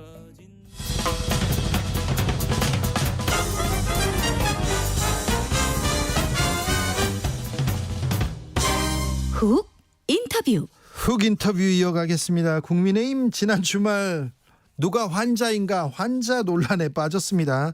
이뇨한 국민의힘 혁신위원장이 이준석 전 대표 만나러 부산까지 갔습니다. 그런데 만남이 불발됐습니다. 이준석 전 대표가 엉뚱한 사람한테 약 먹일 생각 그만해라. 환자는 서울에 있다 이런 얘기했다는데요. 영어로 혁신위원장을 모욕했다는 소리도 들리는데 자 국민의힘 상황 어디로 흘러가고 있는지 들어보겠습니다. 이 사람 의견 궁금합니다. 천하람 국민의힘 순천갑 당협위원장 어서 오세요. 네 오랜만에 인사드립니다. 천하람입니다. 아유 오랜만이에요. 잘 계십니까? 아유 요새는 뭐 순천에 거의 있느라고. 순천에서? 네네 서울을 진짜 오랜만에 와요. 그렇습니까? 네. 아 그렇구나. 그래서 전화로 만날 수 있었네요. 네. 주말에 부산에서 얘기 들으셨어요? 저도 그거 그 실시간 라이브 이런 걸로 봤죠. 그랬어요. 보고 있는데 이뇨한 위원장이 맨 앞에 앉아 있다고요. 그렇죠. 네. 네. 그런데 거기까지 왔는데 못 만나요. 그러니까 이게 이제 원래 만나러 오는 자리는 아니잖아요. 네. 그러니까 뭐 그 강연을 들으러 오신 거 아니겠습니까? 네. 그래서 사실은 맨 앞자리에 제가 라이브로 보니까 커피도 드리고 그러던데. 네. 뭐 그게 그렇게까지 뭐 못할 일인가. 네. 물론 그리고 이제 끝나고 예를 들면 티타임 같은 걸 할 수도 있었을 텐데 네. 제가 또 보고 있는데 이뇨한 위원장님께서 또 이렇게 먼저 나가시더라고요. 아마 뭐 시간 제약이 있지 않으셨겠나 싶습니다. 네. 이뇨한 위원장 앞에서 환자는 서울에 있다 이렇게 얘기했는데 그 환자는 서울에 있는 환자는 누굽니까? 뭐 아마도 윤석열 대통령을 의미한 게 아닌가 뭐 저는 네. 추측합니다. 윤석열 대통령이겠죠. 네, 네, 그럴 것 같습니다. 그렇습니다. 네. 자, 왜 이 얘기를 했을까요? 그건 조금 이따 짚어보고요. 네. 영어로 이렇게 미스터 린튼 하면서 얘기했던 부분은 어떻게? 그러니까 좀 특이하긴 했어요. 네. 특이하긴 했고. 특이해 이준석 전 대표도. 예사 사람 아니에요. 예. 근데 저는 이준석 대표 설명 그 자체로 약간 받아들이면은 네. 인요한 위원장이 좀 더 잘 이해할 거라는 측면도 하나 있었을 것이고 네. 또 하나는 아마 영어로 해야 뉘앙스가 살아나는 표현들도 있었을 겁니다. 아, 그래요? 네, 그래서 그런 것들을 복합적으로 좀 노린 것 같고 또 하나는 이준석 대표가 원래 박근혜 전 대통령한테 배운 것 중에 하나가 신문 1면을 내주지 마라 뭐 이런 걸 배웠다라는 얘기를 종종 해요. 네. 그러니까 본인이 하려는 핵심적인 메시지. 그러니까 환자는 서울에 있다. 당에다가 뭐 하려고 하지 말고 사실은 용산을 고쳐야 된다라는 핵심 메시지의 주목도를 높이기 위해 가지고 저는 의도적인 어떤 뭔가 요소를 하나 넣은 거 아닌가? 그렇게도 봤어요. 아, 그래요? 네. 인요한 위원장이 왔다. 그래서 제목을 던져주자. 그런 생각도 듭니다. 네. 자, 인요한 위원장 국민의힘 혁신이 네. 어떻게 보십니까? 좀 나름대로 열심히 하시고 또 이슈 제기하시는 것도 있는데 네. 근데 핵심적인 게 결국은 당정 관계잖아요. 핵심. 네, 그리고 그 중에서도 대통령에게 할 말은 해야 된다라는 게 지금 계속 강서구청장 선거 치고 나오는 거 아니겠습니까? 선거 때도 1번이 대통령실한테 지금 보내는 경고. 그렇죠. 그리고 그래서 당정 관계 어떻게 할 것인지 두 맞죠. 번째. 거의 대통령 지지율 그걸로 선을 쫙 갈라가지고 거의 저는 선거 결과가 나왔다고 보는데. 총선은 더 할 건데요. 그렇죠. 근데 대통령에게 대해 가지고 뭘 하는 거는 내 권한 밖이다라고 얘기를 좀 많이 하고 계시는 선을 것 같아요. 긋는 것 같아요. 예. 그러다 보니까 얘기가 조금 공허해지고 있다. 네.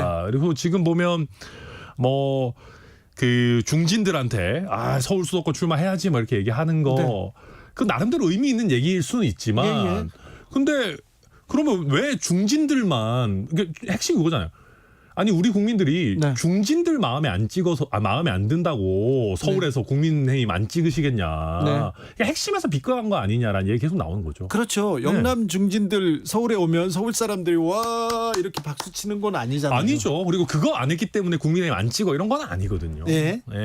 좀 뭐 그런 거 아쉽죠. 네. 네. 대통령한테 할 말하는 그런 혁신위원장, 파란 눈의 위원장을 원했을지도 몰라요. 맞죠. 네. 다른 얘기는 또 상식적으로 웃긴 얘기도 좀 있어요. 그럼요. 네. 혁신안이라는 게 다 나와 있어요, 원래. 원래 원래 다 있어요. 있잖아. 혁신위원회 했잖아요. 했었죠. 네. 그때 다 얘기했던 내용이잖아요. 예, 그러니까 이제 예를 들면 만약에 인요한 위원장이 네. 지금 공천 이런 관련해 가지고 영남 중진들 어디 가고 뭐 이런 얘기가 아니라 네. 진짜 권력자가 공천하는 게 아니고 공천 제대로 그냥 상향식으로 하겠다 경선 붙이고 네. 그런 식의 얘기를 한다면 훨씬 더 민감할 겁니다. 그래요. 예. 왜냐하면 그거는 말 그대로 총선 시즌에 가장 강한 권력자의 권한을 내려놓도록 하는 거니까. 네. 근데 지금 거기까지 못 가잖아요, 사실은. 네. 뭐 좀 공허하죠. 인요한 혁신위원장은 이렇게 뉴스를 만들고 있습니다. 어쨌거나 국민의힘한테는 지금 큰 힘이 되고 있어요. 네. 그 대신에 또 이철규 컴백. 그러니까 이만희 총선교섭단장. 그러니까 그런 거예요. 그러니까 제가 인요한 위원장 말씀 중에 보면 이철규 그 인재영입 위원장 된 게 되게 잘된 일이다라고 말씀하시는 게 있었는데 두팔별로 환영했다고 했죠. 그런 거는 저는 조금 실망스러웠어요. 네, 그러니까 근본을 바꾸지 않으면서 제가 걱정하는 거는 인요한 위원장 체제에서 약간 시간을 그냥 보내고 있는 거 아닌가. 근데 이게 시간이라는 게 유한하지 않습니까? 네. 사실 총선까지 얼마 남지 않았는데 11월, 12월 안에 이 혁신안 그림 그리지 않으면 보여주지 않으면 이제 그 다음엔 시간이 없어요. 없어요. 그리고 혁신안을 그려서만 되는 게 아니라 실제로 이거를 통과시키고 실행을 시켜야 되는데 네. 그냥 인요한 위원장이 막 이준석 대표도 만나고 막 여기저기 다니시고 해서 흥미로운 뉴스거리는 많이 생산하시지만 네. 근본적인 변화는 만들어내지 못하면서 그냥 뭐랄까요, 그냥 시간을 보내고 계시는 거 아닌가라는 그런 아쉬움도 듭니다. 그 역할을 잘 해내고 계신 건 아닙니까, 인요한 위원장이? 그러니까 이제 그런 거예요. 뭐 천하람 김용태도 혁신이 들어오라고 했는데 왜 안 들어왔냐. 뭐 네. 이준석 대표도 만나려고 하는데 안 만난다. 뭐 유승민도 만났더니 뭐 젠틀하다. 막 얘기 나오는데 네. 이게 보십시오. 사람끼리 친해지는 게 중요한 게 아니에요. 아, 예? 그러니까 저는 이뇨한 위원장님이랑 개인적으로 나쁜 거 하나도 없어요. 원래 순천 분이시고 원래도 어느 정도 아는 사이고. 네. 근데 저랑 차 마시고 밥 먹고 한다고 해가지고 당이 잘 되는 거 아니잖아요. 네. 그러니까 이준석이랑 개인적으로 친해진다고 해가지고 당이 잘 되는 게 아니잖아요. 그러니까 저나 이준석이나 유승민이나 이런 분들은 다 말하는 거 좋아해가지고 네. 자기가 생각하는 당 개혁의 방향이나 바뀌어야 되는 방향성을 다 이미 떠들고 다녀요. 알고 있어요 이미 국민들도. 다 알고 있어요. 이렇게 해야 되고 대통령과 또 어느 정도 당이 분리해서 할 말도 하고 공천도 제대로 해야 되고 다 알고 있는데 그 방향성만 채택하면 이준석이라고 하는 사람은 필요 없어요. 네. 사람을 붙잡으려고 하지 말고 이준석이라고 하는 사람이 표상하는 그 방향성을 잡아야 된다. 네. 그건 뭐 누구에게나 마찬가지인 거죠. 근데 방향성은 사실 없고 유승민 전 대표 만났는데도 사람 젠틀하고 좋더라. 이거에서 끝나면은 유승민, 이준석의 소구력이라는 거는 계속 존재할 수밖에 없죠. 윤핵관들은 네. 이준석하고는 같이 못 간다. 이런 얘기를 공공연하게 했습니다. 네. 그런데 이뇨한 혁신위원장이 와서 계속해서 이준석 전 대표한테 예를 갖추고 있는데 이거 헤어질 결심 이미 한 거 아닌가 이런 생각도 해봅니다. 그러니까 이게 이제 아마 이준석 대표 입장에서는 조금 당황스러울 거예요. 그래요? 그러니까 이뇨한 위원장은 이준석 대표랑 뭐 특별하게 뭐가 있는 게 아니잖아요. 그렇죠. 예. 근데 실제로 이준석 대표를 과거에 징계하고 네. 뭐 당에서 쫓아내고 뭐 이상한 비대위 출범시키고 이랬던 분들은 사실 가만히 계시는 거거든요. 네. 그러면서 예전에 윤리위 징계도 존중한다. 다만 혁신이 안 받아들여서 우리가 사면해 줄게. 네. 징계 취소해 줄게. 이러고 있는 마당이란 예. 말입니다. 그러니까 이준석 대표 입장에서는 인요한 위원장이 어찌 보면 그냥 약간 뭐 방패 역할 같은 걸 하고 있다라고 볼 여지가 크겠죠. 그렇겠죠. 네. 네. 지금 계속해서 굿캅 배드캅 해가지고 그렇죠. 착한 사람이 와서 계속 손을 내미는데 이 매몰차게 손을 뿌리치는 이준석을 보여줘야 되는 어쩔 수 없는. 그렇죠. 그래서 네. 약간 나쁜 사람 만들고 네. 그리고 인요한 위원장님 인상 얼마나 좋습니까? 예. 그러니까 이제 그런 면에서는 어떤 의미에서는 보수 진영 지지층을 결집시키는 데 있어 가지고는 효율적인 방향으로 가고 있는 거죠. 근데 문제는 그러니까 이런 거예요. 예전에 저희가 이제 양두구육 이준석 대표 얘기했을 때도 보수 지지층에서 난리가 났어요. 선 넘었다. 이준석 쳐내야 된다. 어떻게 네. 대통령한테 막 개고기 비유를 쓰냐 그랬는데 근데 그때 그런 얘기만 하고 제대로 이걸 내용적인 반영을 안 했잖아요. 양두구육 얘기하면서 했던 거는 우리가 대선 당시에 얘기했던 공정과 상식이라고 하는 그 캐치프레이즈 그리고 여러 가지 정책들을 왜 당선되고 나서는 제대로 실현 안 하냐라는 문제 제기였는데 그거에 대해서 반영 안 하고 그냥 이준석만 때리다 끝났거든요. 이번에도 마찬가지예요. 부산에서 수많은 말들을 쏟아냈습니다. 이준석 대표가. 네. 한 2시간 했잖아요. 그중에 새겨들을 만한 부분들이 많아요. 근데 이런 부분들에 대한 내용적 반영은 안 하고 어떻게 감히 대통령을 환자에 비유할 수 있어 이 싸가지 없는 녀석 이렇게 해서 또 쳐낸단 말이죠. 네. 네, 선 넘었다 또 나왔어요. 또 선 넘었다 나오고 그러면은 사실은 전혀 되면 내용적으로 발전하기가 어려운 겁니다. 네. 자, 이준석 전 대표는 이뇨한의 억지 봉합쇼다 이거 얘기하고 있고요. 네. 영어로 얘기했다 하면서 얘기합니다. 그리고 국민의힘 지도부에서는 선 넘었다 계속 격분합니다. 격돌은 계속되고 있는데 신당으로는 가는 것 같아요. 신당으로 속도가 나는 것 같아요. 그러니까 이게 이제 이준석 대표 입장에서도 적당한 봉합은 안 하겠다라는 걸 명확하게 얘기를 했죠. 여기서 만약에 그냥 적당히 이준석 대표한테 어디 대구 공천 같은 거 줄 테니까 들어와서 그냥 선대위원장 하면서 2030 중도층 표심이나 좀 잡아와줘. 우리 얼굴만 한 번만 더 해줘라고 해서 손 잡으면 이준석 대표 진짜 우스운 사람 됩니다. 네. 예, 그렇기 때문에 이준석 대표가 돌아올 수 있을 만한 당의 방향성의 근본적인 변화, 실질적인 뭐 개혁 이런 게 돼야 될 텐데 지금으로서는 좀 쉽지 않아 보인다. 그렇게 평가합니다. 그래서 신당 얘기를 계속 하고 있어요. 네. 12월까지 변하지 않으면 탈당하겠다. 이거 윤 대통령 겨냥한 거잖아요. 그렇죠. 네. 네. 결국은 지금 당이 어떻게 변하느냐보다 지금 대통령이 변하는 게 더 중요합니까? 실제로 그렇습니다. 네. 그러니까 이게 그러니까 예전처럼 당에 차기 대선 주자라고 할 만한 인물이 있고 정말로 대통령이 권력의 주도권을 그쪽으로 넘긴다. 옛날에 이명박 박근혜 때 체제처럼 예. 그런 정도라고 하면은 대통령이 좀 있어도 국민들이 차기 지도자를 보면서 좀 참거든요. 네. 아, 국민의힘 이번에 찍어주면 그래도 다음번에 이 사람이 좀 더 잘하겠구나라는 게 있는데 지금은 그 역할을 할 사람이 사실은 좀 불분명해요. 네. 네, 그러다 보니까 당이 어느 정도 변하더라도 결국은 대통령 지지율이 뒷받침되지 않는다면은 수도권 선거는 쉽지 않은 그런 상황이죠. 그러면 재보궐선거도 이 정도인데 총선 그럼요. 때는 더 하죠. 그러니까 그런 겁니다. 이준석 대표 계속 얘기하는 게 당에 대해 가지고 대통령이 뭐 막 개입하시거나 전당대회에 개입하거나 뭐 공천에 관여하려고 하는 이런 거 하지 말고 뭐 최상병 건이 됐든 아니면 여러 가지 뭐 홍범도 장군 건이 됐든 대통령께서 변화해야 되는 지점들에 대해서 정확하게 반성하고 변화해야 된다. 그게 안 되면은 사실은 뭐 백약이 무효다. 그렇게 보고 있는 것 같아요. 그렇습니다. 네. 이뇨한 혁신위원장이 전면에 나서고 그리고는 김포는 서울로를 외치고 있습니다. 국민의힘에서. 그렇죠. 네, 이 어떻게 보십니까? 처음부터 조금 짜임새 있게 얘기를 했었어야 돼요. 이게 계속 변하잖아요. 처음에는 김포 얘기했다가 뭐 서울 인접한 지역 전체라고 구리도 얘기하고 얘기했다가 하남도 얘기하고 있죠. 이제 부산 그다음에 광주를 얘기하기 시작했는데 네. 거꾸로 왔었어야죠. 사실은 부산을 어떻게 키울 건지 네. 그다음에 광주 전남을 어떻게 키울 건지 얘기가 나오면서 그러면 수도권에서도 조금 그럼 뭐 어떤 이런 조치들이 나오자라는 얘기로 갔었어야지 좀 얘기가 될 것 같은데 지금 준비가 안 됐나 봐요. 유정복 그리고 서병수 국민의힘 중진들도 그렇죠. 그리고 인천시장도 이건 아니다 쇼다 이렇게 얘기합니다. 그러니까 제가 아쉬운 게 그런 거예요. 서울이요 지금 메가시티거든요 이미. 네. 서병수 의원도 똑같은 얘기 한 거 아닙니까? 그러니까 행정구역이 김포로 있든 뭐 고향으로 있든 간에 그분들도 사실상 서울로 출퇴근하고 하나의 생활권을 이루고 있단 말이에요. 네. 근데 그에 비해서 부울경은 진짜 메가시티로 만들려고 하면은 광역교통망이라든지 안에 내부의 어떤 그 도시의 중심을 다시 재편하고 새로운 산업을 끌어오고 해야 될 일이 훨씬 많거든요. 네.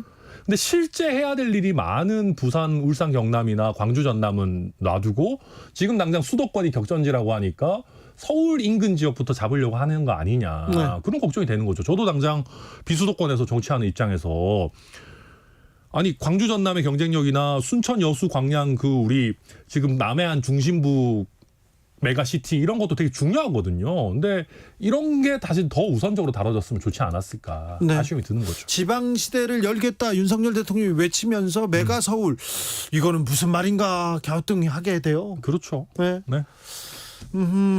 자 그리고 공매도 금지는 또.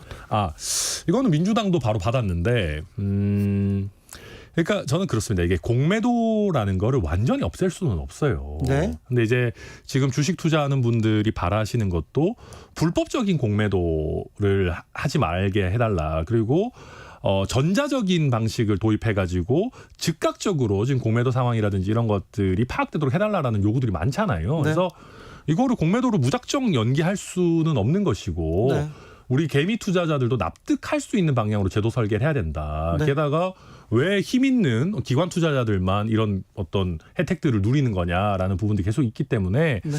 좀 내년 상반기까지의 어떤 억제책을 넘어서 가지고 지속 가능한 어떤 공매도와 관련한 총괄적인 대책이 좀 더 잘 나오면 좋겠죠. 민주당에서 한동훈 장관보다 먼저 이동관 방통위원장 탄핵을 하겠다. 탄핵 논의에 들어갔습니다. 빠르면 9일 날 뭐 절차를 시작할 수도 있다. 이렇게 얘기했는데. 주진우 지키기 아니에요. 주진우 지키기. 아이고, 그런 게 어디 있어요. 제가 무슨 절 지킬 만한 게 뭐가 있다고. 자, 그런데 네. 사실 강서 재보궐선거 앞두고 대통령이 인사 세 명 했습니다. 신원식, 유인촌, 그다음에 김행. 네. 세 후보자 내놓고 그다음에 강행했습니다. 그리고 선거 치렀습니다. 물론 김행 후보자는 사퇴를 했습니다만. 네. 이렇게 일방적으로 대통령이 이렇게 계속 얘기를 하고 민주당에서는 뭐 임명 동의안을 처리해주지 않는다던가 이제 반대하고 계속해서 대결 구도로 가는데 이 대결 구도로 가는데 이 탄핵 국면에서도 이 대결 국면 또 이어질 수도 있습니다. 그러니까 이제 이게 양비론 이런 거 싫어하지만은 실제로 대통령의 인재풀이 이제 MB 정부 시즌 2라고 평가받으면 곤란하다. 네. 그러니까 이게 여러 가지 측면이 있지만 저는 당에 몸담고 있는 사람 입장에서 정권을 갖고 있을 때가 새로운 인재를 수혈하기에 가장 좋을 때거든요. 네. 당연하잖아요. 그렇죠. 왜냐하면 뭐 내각을 쓸 수 있으니까. 네. 좋은 인재들 수혈해서 그분들을 다음 총선에 내보내고 이러면서 사실은 한번 이렇게 새 피가 도는 거란 말입니다. 대통령은 정치권 인사가 아니기 때문에 오히려 더 넓을 수도 있어요. 더 넓게 쓸 수 있어요. 박근혜 정부 때 우리가 사실은 막 약간 옛날 사람들 막 비서실장도 김기춘 이런 분들 돌아오고 하면서 결국 그때 세대 교체를 못했던 게 보수의 인재풀을 좁히는 그런 악영향으로 길게 이어진 거 아니냐라는 게 있었는데 이번에도 비슷한 면이 반복된다는 점에서 일단 아쉽고 그런 면에서 인재풀 좀 더 넓게 쓰면서 좋은 사람들 더 발굴하려고 노력해야 되는 거 당연히 맞고요. 근데 민주당과 관련해 가지고는 그러니까 탄핵을 너무 자꾸 많이 하고 계속 져요. 이거는 결코 좋지 않다. 네. 자, 그런데 윤석열 대통령이 탄핵 얘기를 했잖아요. 탄핵할 테면 해봐라. 본인 그거요. 네. 물론 그 전에 민주당 의원에서 나온 얘기긴 합니다만. 네.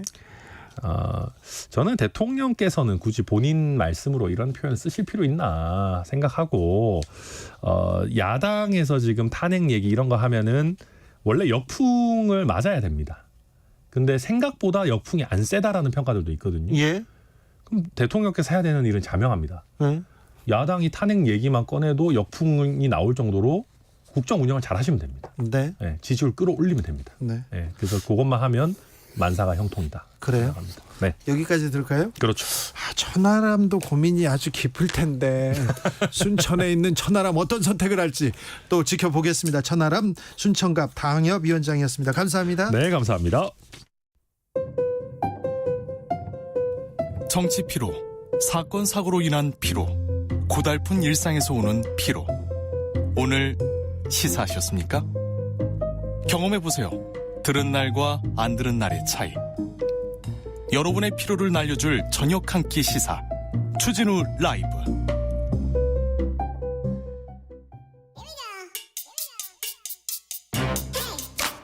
뉴스를 향한 진지한 고민, 기자들의 수다. 라이브 기자실을 찾은 오늘의 기자는 은지옥이요. 시사인 김은지입니다. 자, 김은지 기자. 네. 요즘 뭘 그렇게 취재하십니까? 네, 방금까지 신당 이야기 한참 또 이야기 듣고 왔습니다. 네, 신당 얘기. 네, 정치권에 어떤 신당 흐름이 있다 보니까요. 네. 네. 신당이 속도를 붙는 것 같아요. 특별히 이준석 전 대표나 이현주 전 의원 이 주변에서는 굉장히 속도가 나는 것 같아요. 네, 뭐 게다가 지금 유병호 감사원 사무총장 이슈도 계속 굴러가고 있어서 그 부분도 계속 보고 있는데요. 신당에 이준석 신당에 제3신당에 민주당에서 이렇게 합류할 가능성이 있습니까? 그러니까 제가 알아본 바로는 아직까지는 명확하지는 않은데요. 네.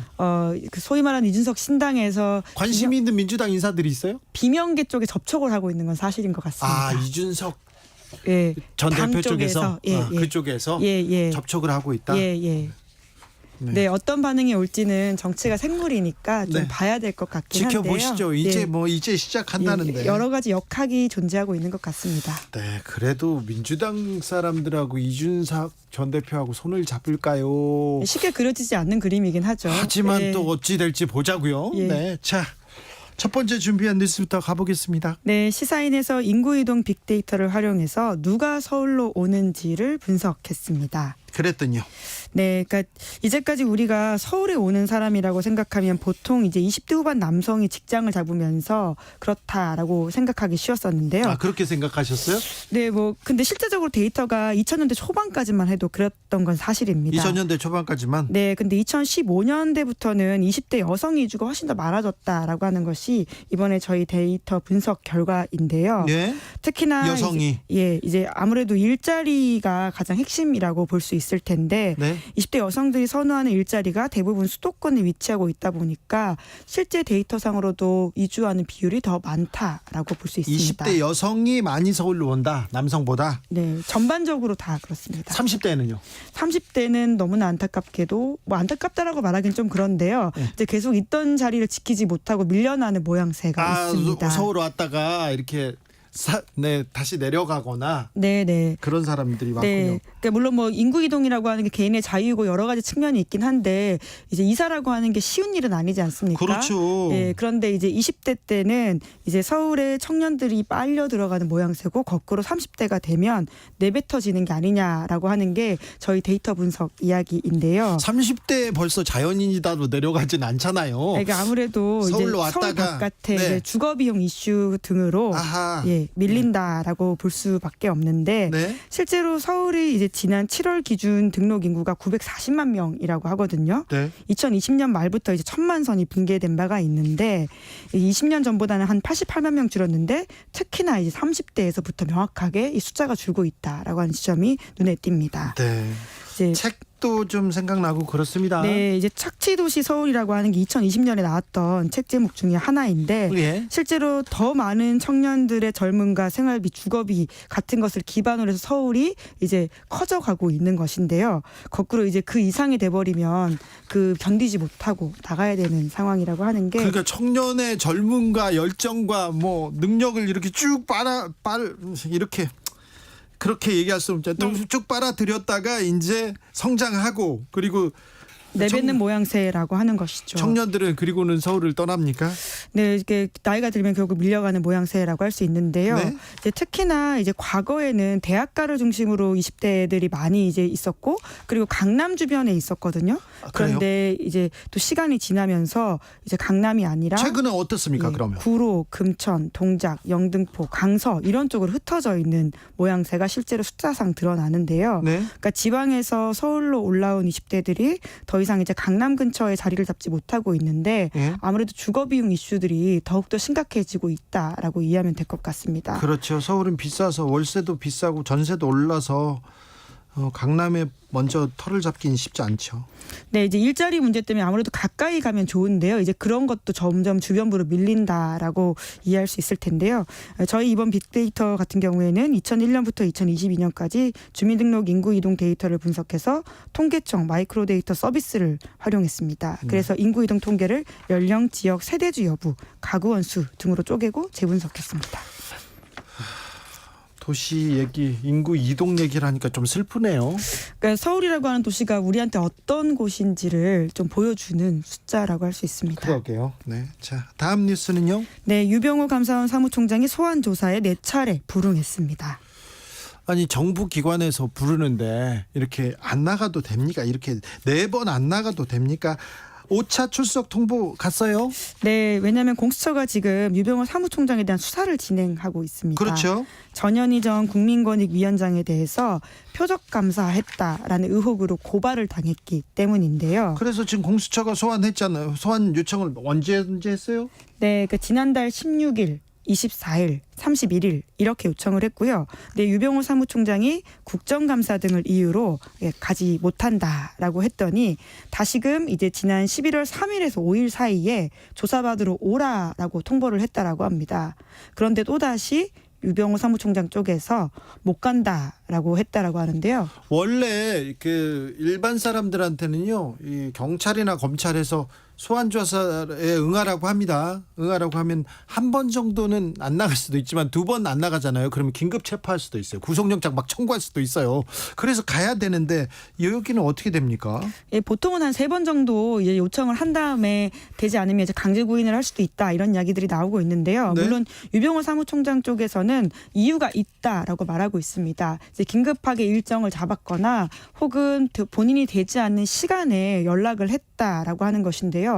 그러다 보니까 공수처에서는 그러면 이번 주는 주말을 포함해서 되는 시간에 나오라고 출석했다. 출석 통보를 했다라고 경향신문이 보도했거든요. 그런데도 지금 유병호 사무총장 반발하고 있습니다. 네, 예결위 일정이 있다 보니까 지금 본인이 가는 게 쉽지도 않고 지금 이 사건 같은 경우에는 감사원의 유병호 사무총장만이 아니라 다른 직원들까지 다 이제 조사 대상에 올라가 있거든요. 그러니까 조사 기법상 밑에 직원부터 올라가게 하는 것이지 나부터 부르는 게 맞지 않다. 이런 식의 반발도 하고 있다라고 하는데요. 그런데 아무튼 감사원 여러 명이 지금 입건된 상태예요. 네, 이제 지금 아까 말씀드린 것처럼 이제 전현희 전 국민권익위원장에 대해서 표적 감사했다라는 의혹이 고발됐고, 그리고 이 사건을 공수처가 압수수색도 이미 진행을 한 바가 있거든요. 네. 이제 그러다 보니까 수사를 위해서는 피의자들이 나와야 한다라고 하는 것인데, 유병호 사무총장은 이제 공수처가 언론 플레이를 하고 있다라고 지적하고 있습니다. 언론 플레이를 하고 있다고 하더라도 공무원 아닙니까? 근데 공무원이 어느 정도 응해야 되는 거 아닌가 이런 생각도 하는데요. 감사원 관계자 16명이 지금 입건된 상태입니다. 뭔가를 잘못해서 수사를 하겠다고 압수수색도 한 상태인데, 아무튼 유 사무총장 계속 독립적인 헌법기관인데 고위직이다. 그래서 나는 못 나간다 얘기합니다. 네, 이제 뿐만 아니라 이제 공수처에서는 이제 유병호 사무총장의 편의를 충분히 봐줬다라는 입장이라고 하는데요. 그러니까 국회 일정 때문에 출석이 어려우면 주말에도 출석하면 되지 않겠냐라는 식의 반응을 보였다라고 하는데, 유병호 사무총장 쪽에서는 이제 조사 일정 협의한 적도 없는데 자꾸 공수처가 이런 사무규칙을 위반하고 있다라고 반박하고 있는 상황입니다. 유병호 사무총장은 감사원을 돌격대로 만들었다 이렇게 비판하는 사람도 있어요. 어떤 분들은 유병호 사무총장이 어떻게 될지 자목 궁금합니다. 네, 어떤 길을 걸을지도 궁금합니다. 이분 소송도 냈었잖아요. 주식을 백지신탁 관련된 이슈였었는데요. 백지신탁하지 않겠다고 했다가, 근데 아무튼 이분의 행보가 저는 자못 궁금합니다. 아이고 궁금해라. 공수처 소환에 응하지 않는 사람이 또 있어요.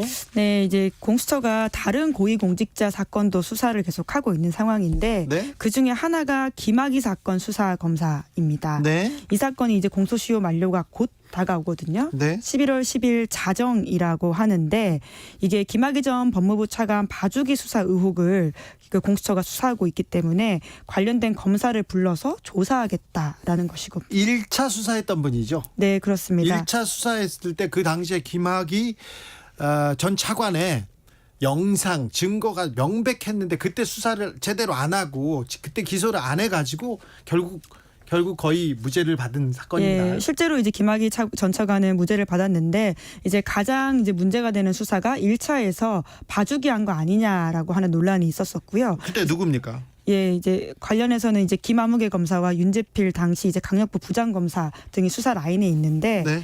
공수처가 이 사건도 압수수색을 했습니다. 네. 사건 기록을 이제 가지고 있는데, 그에 따라서 이제 윤재필 당시 서울중앙지검 강력부 부장검사 1차 팀 수사팀 지휘한 바가 있는데, 네. 이 인사는 소환 조사를 했다라고 해요. 그런데 이제 당시 검사. 주인 검사였던 김아무개 검사에 대해서는 이제 피고발인 신분으로 소환을 통보했는데 조사 요구에 불응하고 있는 상황이라고 내일신문이 보도했습니다. 부장검사는 소환 조사를 받았는데 담당 검사는 나 안 가 그러고 있어요? 네, 지금 상황이 여의치 않은 것으로 보이는데요. 근데 당장 이제 공소시효가 다가와 있다 보니까 이 수사가 제대로 될 수 있느냐라는 의문도 나오고 있는 상황입니다. 네. 11월 10일이면 정말 며칠 안 남은 상황이거든요. 그렇죠. 근데 주인 검사한테 묻고 싶어요. 네. 증거가 그렇게 많은데 왜 봐주셨어요? 저는 그렇게 묻고 싶어요. 저 당시에 그때 취재 열심히 했었는데요. 명확했었거든요. 무엇보다도 영상 증거가 있었는데 너무 명확했었는데. 물론 당사자들은 이제 의혹이고 사실이 아니다 이런 주장을 하고 있긴 근데 합니다. 당사자 얼굴들이 다 나와서 누구도 다 당사자를 지목할 수 있었을 정도였어요.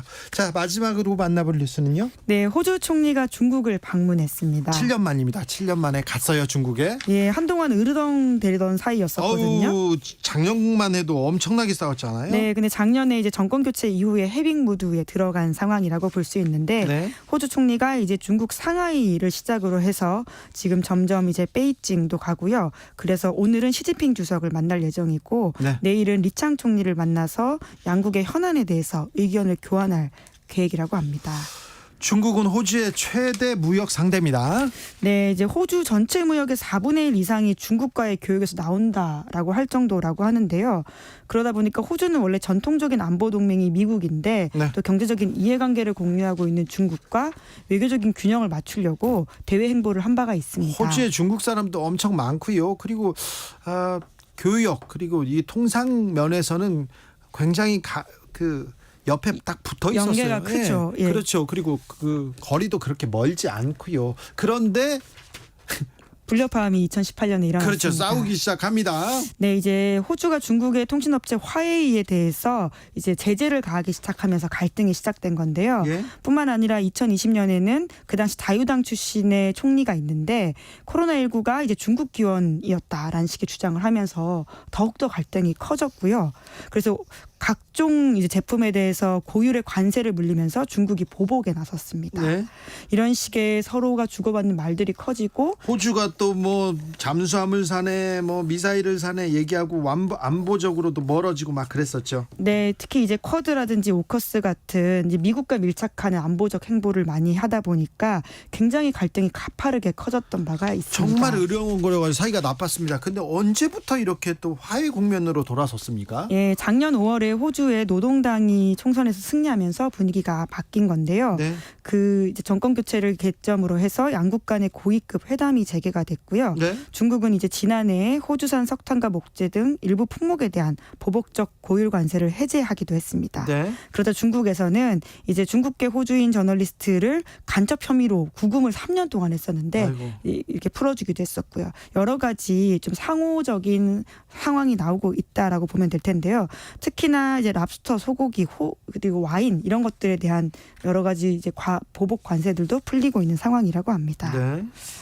잘 풀리고 있나요? 얘기는 잘 하고 있나요? 네, 물론 이제 발을 떼기 시작한 거여서 아직까지 완벽하게 관계가 좋아졌다라고 보긴 어려울 텐데 네. 적어도 해빙 무드다라는 평가는 맞는 것 같습니다. 네.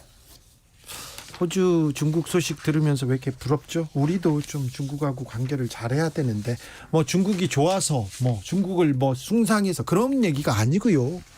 최대 교육국이었잖아요. 우리도 실용 먹고 사는 거 여기에 또 좀 방점을 찍어야 될 텐데 우리도 중국과 좀 만났으면 하는 생각 해봅니다. 시사인 김은지 기자 함께했습니다. 감사합니다. 네, 고맙습니다. 교통정보센터 다녀오겠습니다. 김민희 리포터. 정체는 더 빠르게 늘고 있습니다. 남해고속도로 순천 방면으로 창원 분기점 2차로에서는 고장난 화물차를 처리하고 있어서 부근으로 차량들 서행하고요. 반대 부산 쪽으로는 하만 2터널 부근으로 지나는 차량들이 많습니다. 영동고속도로 인천 쪽으로 마성터널 부근 3차로에서는 고장난 화물차를 처리하고 있고요. 더 가서는 동수원에서 광교터널 사이와 북수원에서 부곡 부근, 다시 둔대 분기점에서 반월터널 사이와 이후로는 월곡 분기점에서 서창 분기점 사이 로 더디게 지납니다. 서울시내 올림픽대로 하남 쪽으로 가양대교 부근 4차로에서는 여전히 사고 처리 작업을 하고 있고요. 이후로는 반포대교부터 미산아들목까지 더딘 흐름 이어지고 있습니다. 그 밖에 분당 수서로 분당 쪽으로 복정 부근 3차로에는 고장난 차가 서 있습니다. KBS 교통정보센터였습니다.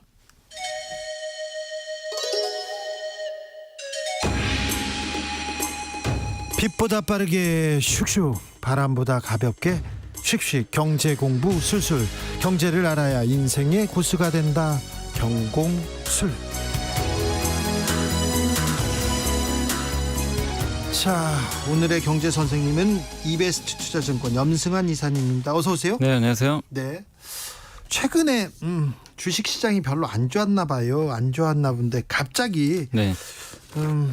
공매도 전면 금지 의결을 했습니다. 네. 오늘부터. 그래가지고 갑자기 지금 뭐 코스닥도 주식 시장이 지금 빨간불로 다 바뀌었다면서요? 네. 네. 그리고 사실 오늘 뭐 주식 시장이 거의 역대급으로 올랐어요. 그러게요. 그러니까 지수 코스닥 지수가 오늘 하루에만 기업이 아니고요. 지수가 7% 급등했습니다. 이런 적이 거의 없는데 네. 일부 이제 2차 전지 기업들은 상한가로 막 갔더라고요. 네. 그러니까 이제 공매도라는 건 이제 뭐 아시는 분도 계시겠지만 네. 주식을 빌려서 파는 건데. 그렇죠. 주식이 떨어질 것 같으면 먼저 주식을 빌려서 네, 팔아요. 빌려서 파는 거죠. 그럼 팔고 떨어지면 나중에- 오히려 그러니까 되게 좀 이게 반대죠. 네. 보통은 매수해서 올라가야 수익을 내는데 네. 공매도는 반대죠. 떨어지면 수익이 많이 나니까. 네.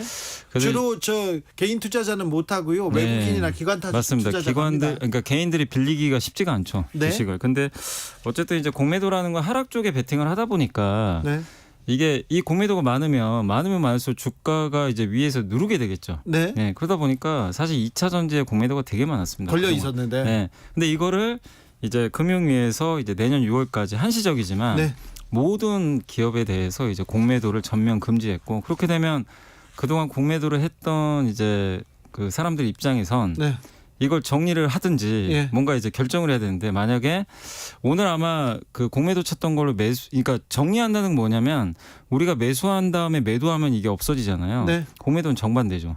예. 매도한 거를 매수해야 없어지잖아요. 예. 그러니까 매수가 들어온 거예요. 그래 외국인들 네. 부랴부랴 공매도 청산한다 이런 그래서 뉴스 오늘 나오더라고요. 외국인들이 많이 샀어요. 많이 샀어요? 그러니까 아마 공매도 포지션을 정리하면서 네. 근데 그것도 어쨌든 매수거든요. 네. 결론은 그렇기 때문에 증시가 그런 이제 매수 수요에 의해서 급등을 했습니다. 급등했습니다. 네. 어우 많이 올랐더라고요. 네. 오늘 이렇게 많이 이게 왜 그러면 공매도 안 했지? 대통령실에서는 그 불법 공매도 심각한 병폐로 인식한다. 네네. 뿌리 뽑겠다 이런 의지 보였어요. 네, 맞습니다. 그러니까 이게 사실 이제 오늘 이복현 그 금감원장도 이제 기자회견을 했는데 거기서 나왔던 얘기는 뭐냐면은 공매도 금지의 이유는 그 제도 개선을 통한 좀 신뢰 개선. 이게 뭐냐면 좀 자꾸만 불법 공매도가 좀 이제 이번에 적발이 됐는데 이게 과거에도 여러 번 있었거든요. 이번만 있는 건 아니고. 네. 근데 이번에 이제 적발을 좀 한 상황을 봐도 주식을 빌려서 먼저 팔아야 되거든요. 네. 불법 공매는 뭐냐 빌리지도 않고 먼저 팔아요 그냥. 그래요. 그게 가능해요. 네. 지금 시스템적으로. 가능해요? 네. 그러다 보니까 이제 그 이제 어쨌든 이제 불법 공매도로 이게 적발이 된 건데 먼저 팔아놓은 다음에 네. 그 다음에 빌려요. 예. 이게 순서가 뒤바뀌었잖아요. 원래 그러면 안 되거든요. 네. 근데 미국이나 일부 나라는 그런 이제 이걸 무차익 공매도라 그래요. 네. 이런 게 일부 허용은 돼요. 근데 우리나라는 어쨌든 안 됩니다. 네. 한국은 빌린 다음에 팔게 돼 있는데 이게 걸리다 보니까 아시겠지만 금융은 신뢰잖아요. 서로 간에. 네. 뭔가 신뢰가 조성된 상태에서 야 나도 믿고 너도 믿고 이런 상태에서 금융 거래가 되는 거지. 이 허점을 좀 이용해 가지고 누구는 불법으로 빌리지도 않은 상태에서 공매도를 하고 그러면 이 금융시장의 근간은 흔들 수밖에 없거든요. 그러니까 네. 이제 이복현 금감원장 입장은 이거를 이제 제도적으로 시스템을 바꿔서 아예 무차익 공매도를 못하게 만들겠다. 예. 그래서 그걸 이제 내년 6월까지로 잡고 그게 가능합니까? 그걸 지금 제도 개선하겠다는 거예요. 그래요? 네, 컴퓨터적으로도 뭐 시스템적으로 바꾸고 그다음 또 한 가지가 뭐냐면은 개인 투자분들의 이제 계속적인 불만이 공매도 뭐 자체에 대한 불만도 있는데 그거보다도 기울어진 운동장이다 자꾸. 예. 왜 우리는 공매도를 할 때 90일인데 예. 90일 안에 갚아야 돼요. 예. 개인들은. 예. 근데 외국인들은 무제한이에요. 예. 그냥 뭐 90일 안에 안 갚고 뭐 1년 후에 갚든가. 예. 그게 이제 좀 자유로운 거죠. 계속 떨어질 때까지 그러면 그냥 버티면 되니까. 네. 그러니까 이건 너무 좀 불공평한 거 아니냐. 네. 이제 이런 것들도 좀 개선을 해달라. 근데 개미들은 계속 불만을 많이 가졌어요. 네, 그러니까 이 자체가 제도적으로는 누구한테는 그러니까 형평성이 좀 어긋난다는 거죠. 네. 그러니까 이거를 바로 잡아달라 계속 요구를 했는데 이번에 어쨌든 이유 어찌 됐건 간에 금감원에서는 이걸 전격적으로 받아들였고 네. 이 제도 개선을 하겠다. 예. 네, 그래서 이제 공매도를 금지시켰고 네. 이거의 시장은 어쨌든 좀 환호를 했다. 예. 라고 보시면 좋겠습니다. 어제 이렇게 공매도 금지 발표했습니다. 네. 왜 어제 이렇게 갑작스럽게 했을까요? 아니 그동안 이제 계속 준비는 했다고 하더라고요. 예. 했고 글쎄요 이제 뭐 일요일 날 발표한 제가 이유까지는 잘 모르겠고 어쨌든 이제 그렇다고 이걸 장중에 발표하면 더 좀 충격이 있거든요. 네. 변동성이 있으니까 그래서 아마 일요일 날 좀 아마 발표를 하지 않았나. 이렇게 좀 보여집니다. 동아일보나 경제신문에서는 이거 공매도 금지 이거 포퓰리즘이다 비판하는 시각이 또 있더라고요. 그러니까 물론 이제 뭐 그런 의견들도 있어요. 총선용 아니냐. 네, 총선용. 네, 뭐 그런 뭐 의견들도 있지만 일단 뭐 그거는 뭐 여러 가지 해석은 좀 가능하겠지만 일단 이복현 금감원장은 언급은 했습니다. 뭐 총선용 절대 아니고 네. 어쨌든 아까 말씀드린 제가 그 부분 제도 개선. 근데 이유가 어떨지는 뭐 우리가 정확히 알 수는 없지만 저 개인적으로도 어쨌든 이런 부분들은 개선하는 건 반드시 필요하다고 저도 생각은 하거든요. 네. 그러니까 불법 공매도 당연히 없애야 되고 네. 그리고 지금 기울어진 운동장. 근데 이게 개선이 안 된 상태에서 자꾸 이렇게 공매도를 하게 놔두면 네. 개인 투자자분들은 피해를 볼 수밖에 없거든요. 그러니까 네. 그런 부분에서 분명히 좀 어느 정도 필요한 부분이었다고 좀 생각은 하고 있습니다. 자, 공매도 금지 오늘부터 적용됐습니다. 네. 그런데 시장이 크게 반응했습니다. 네네. 코스닥 급등해서 사이드카 3년여 만에 처음으로 발동하게 네. 됐고요. 어떻게 보셨어요? 전반적으로 시장. 저도 근데 이제 급등할 거는 예상은 했죠. 당연히 뭐 공매도가 워낙 많았고 네. 거기에 표적이 2차 전지가 많았는데 네. 2차 전지가 굉장히 커요. 시가총액이 예. 덩치가. 근데 이들이 급등하면 지수 당연히 오르겠죠. 네. 근데 이제 특정 기업들이 상한가 갈 것까지는 저도 네. 그 정도까지 오를 줄은 몰랐는데. 내일도 갑니까? 근데 이 분위기면 내일도 한 번 더. 한 번 더요? 네, 아니 상한가 말고. 네. 그러니까 상승기를 상승은 탔어요. 좀 더 이어질 가능성이 높고. 왜냐하면 네. 그게 없어요. 이제 매도가 좀 줄겠죠. 네. 매도 자체가 좀 주니까. 그래서 오늘만큼 상승은 당연히 어렵지만 어느 정도 좀 상승 기준 이어질 것 같고.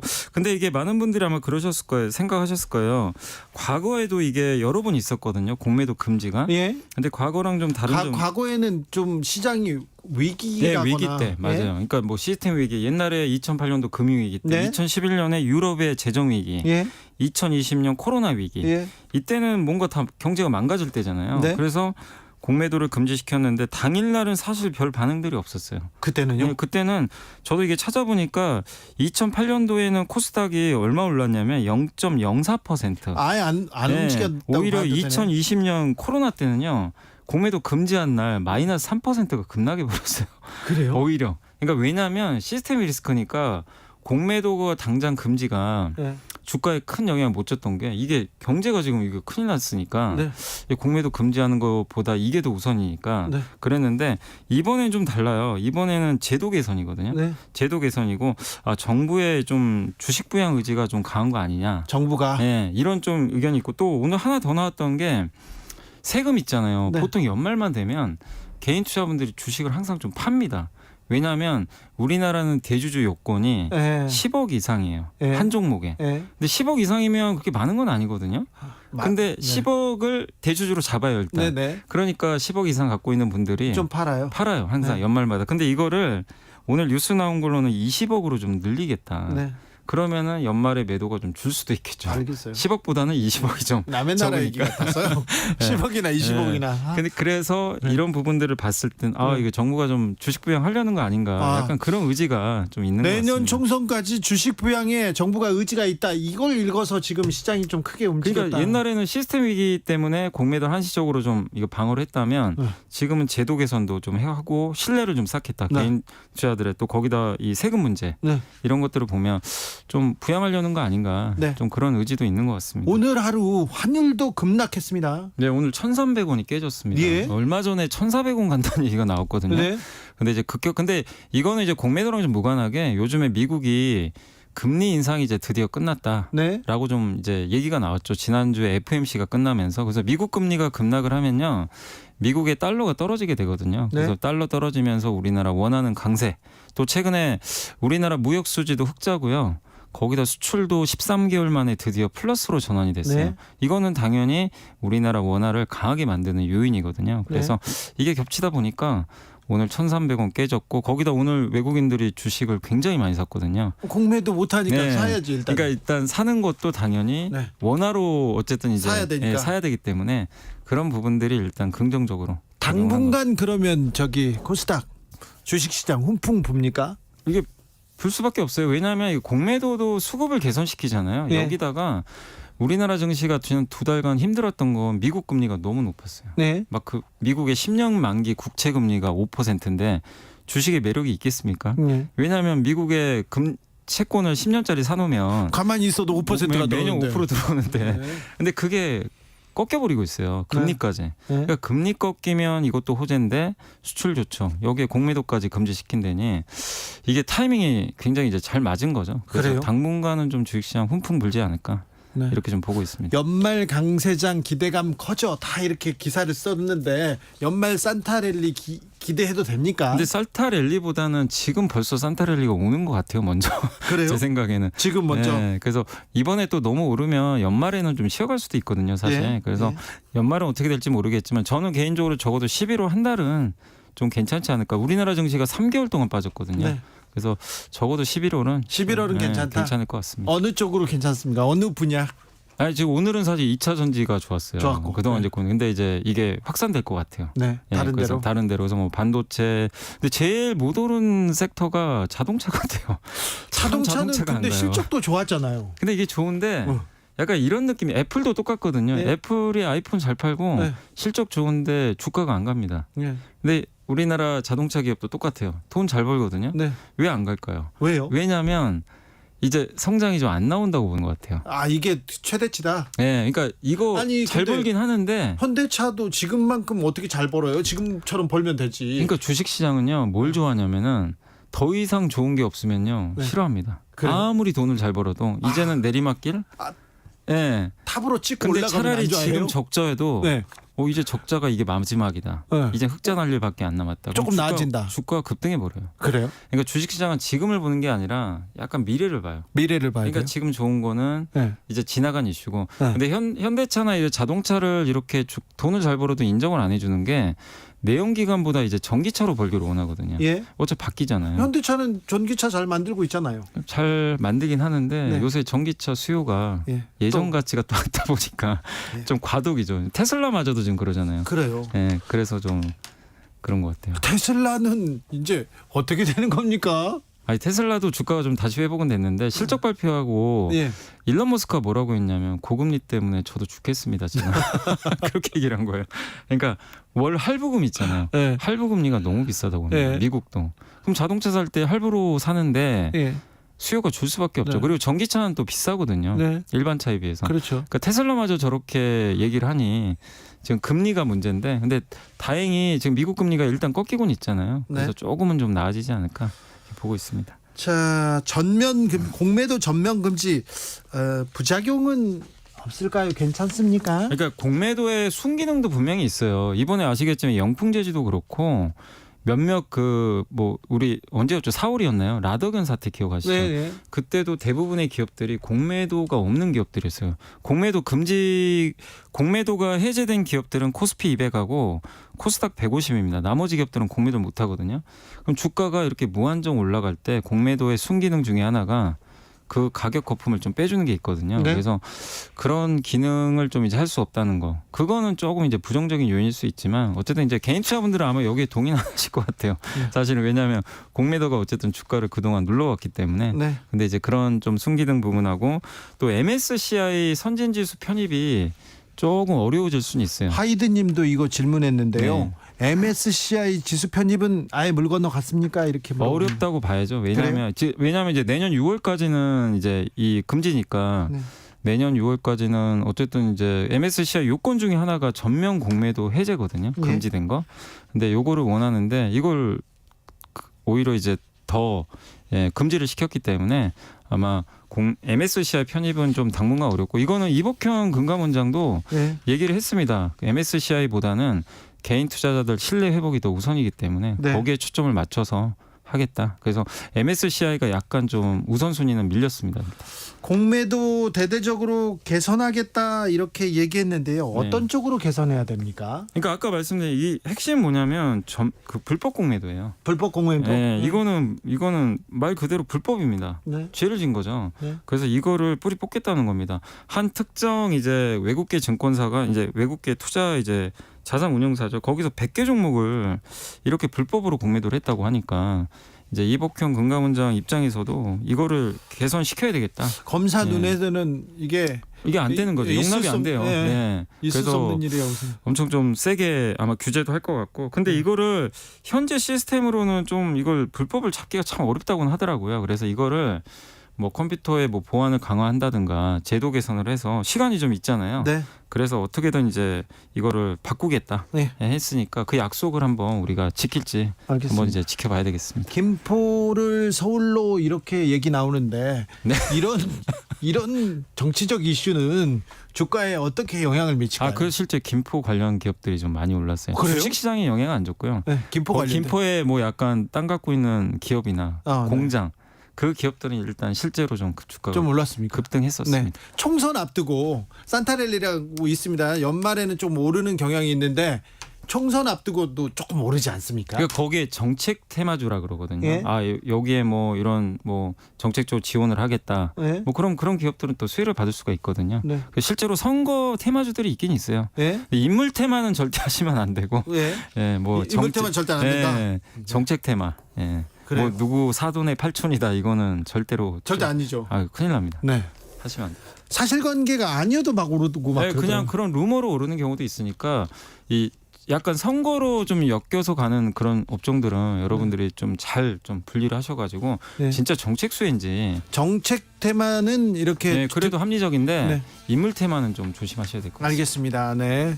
이거 뭐 이준석, 윤석열 이런 거 아니래요. 네, 조심하셔야 정책 테마주는 좀 지켜보겠습니다.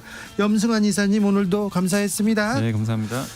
저는 여기서 물러갑니다. 저는 내일 오후 5시 5분에 돌아오겠습니다. 지금까지 주진우였습니다.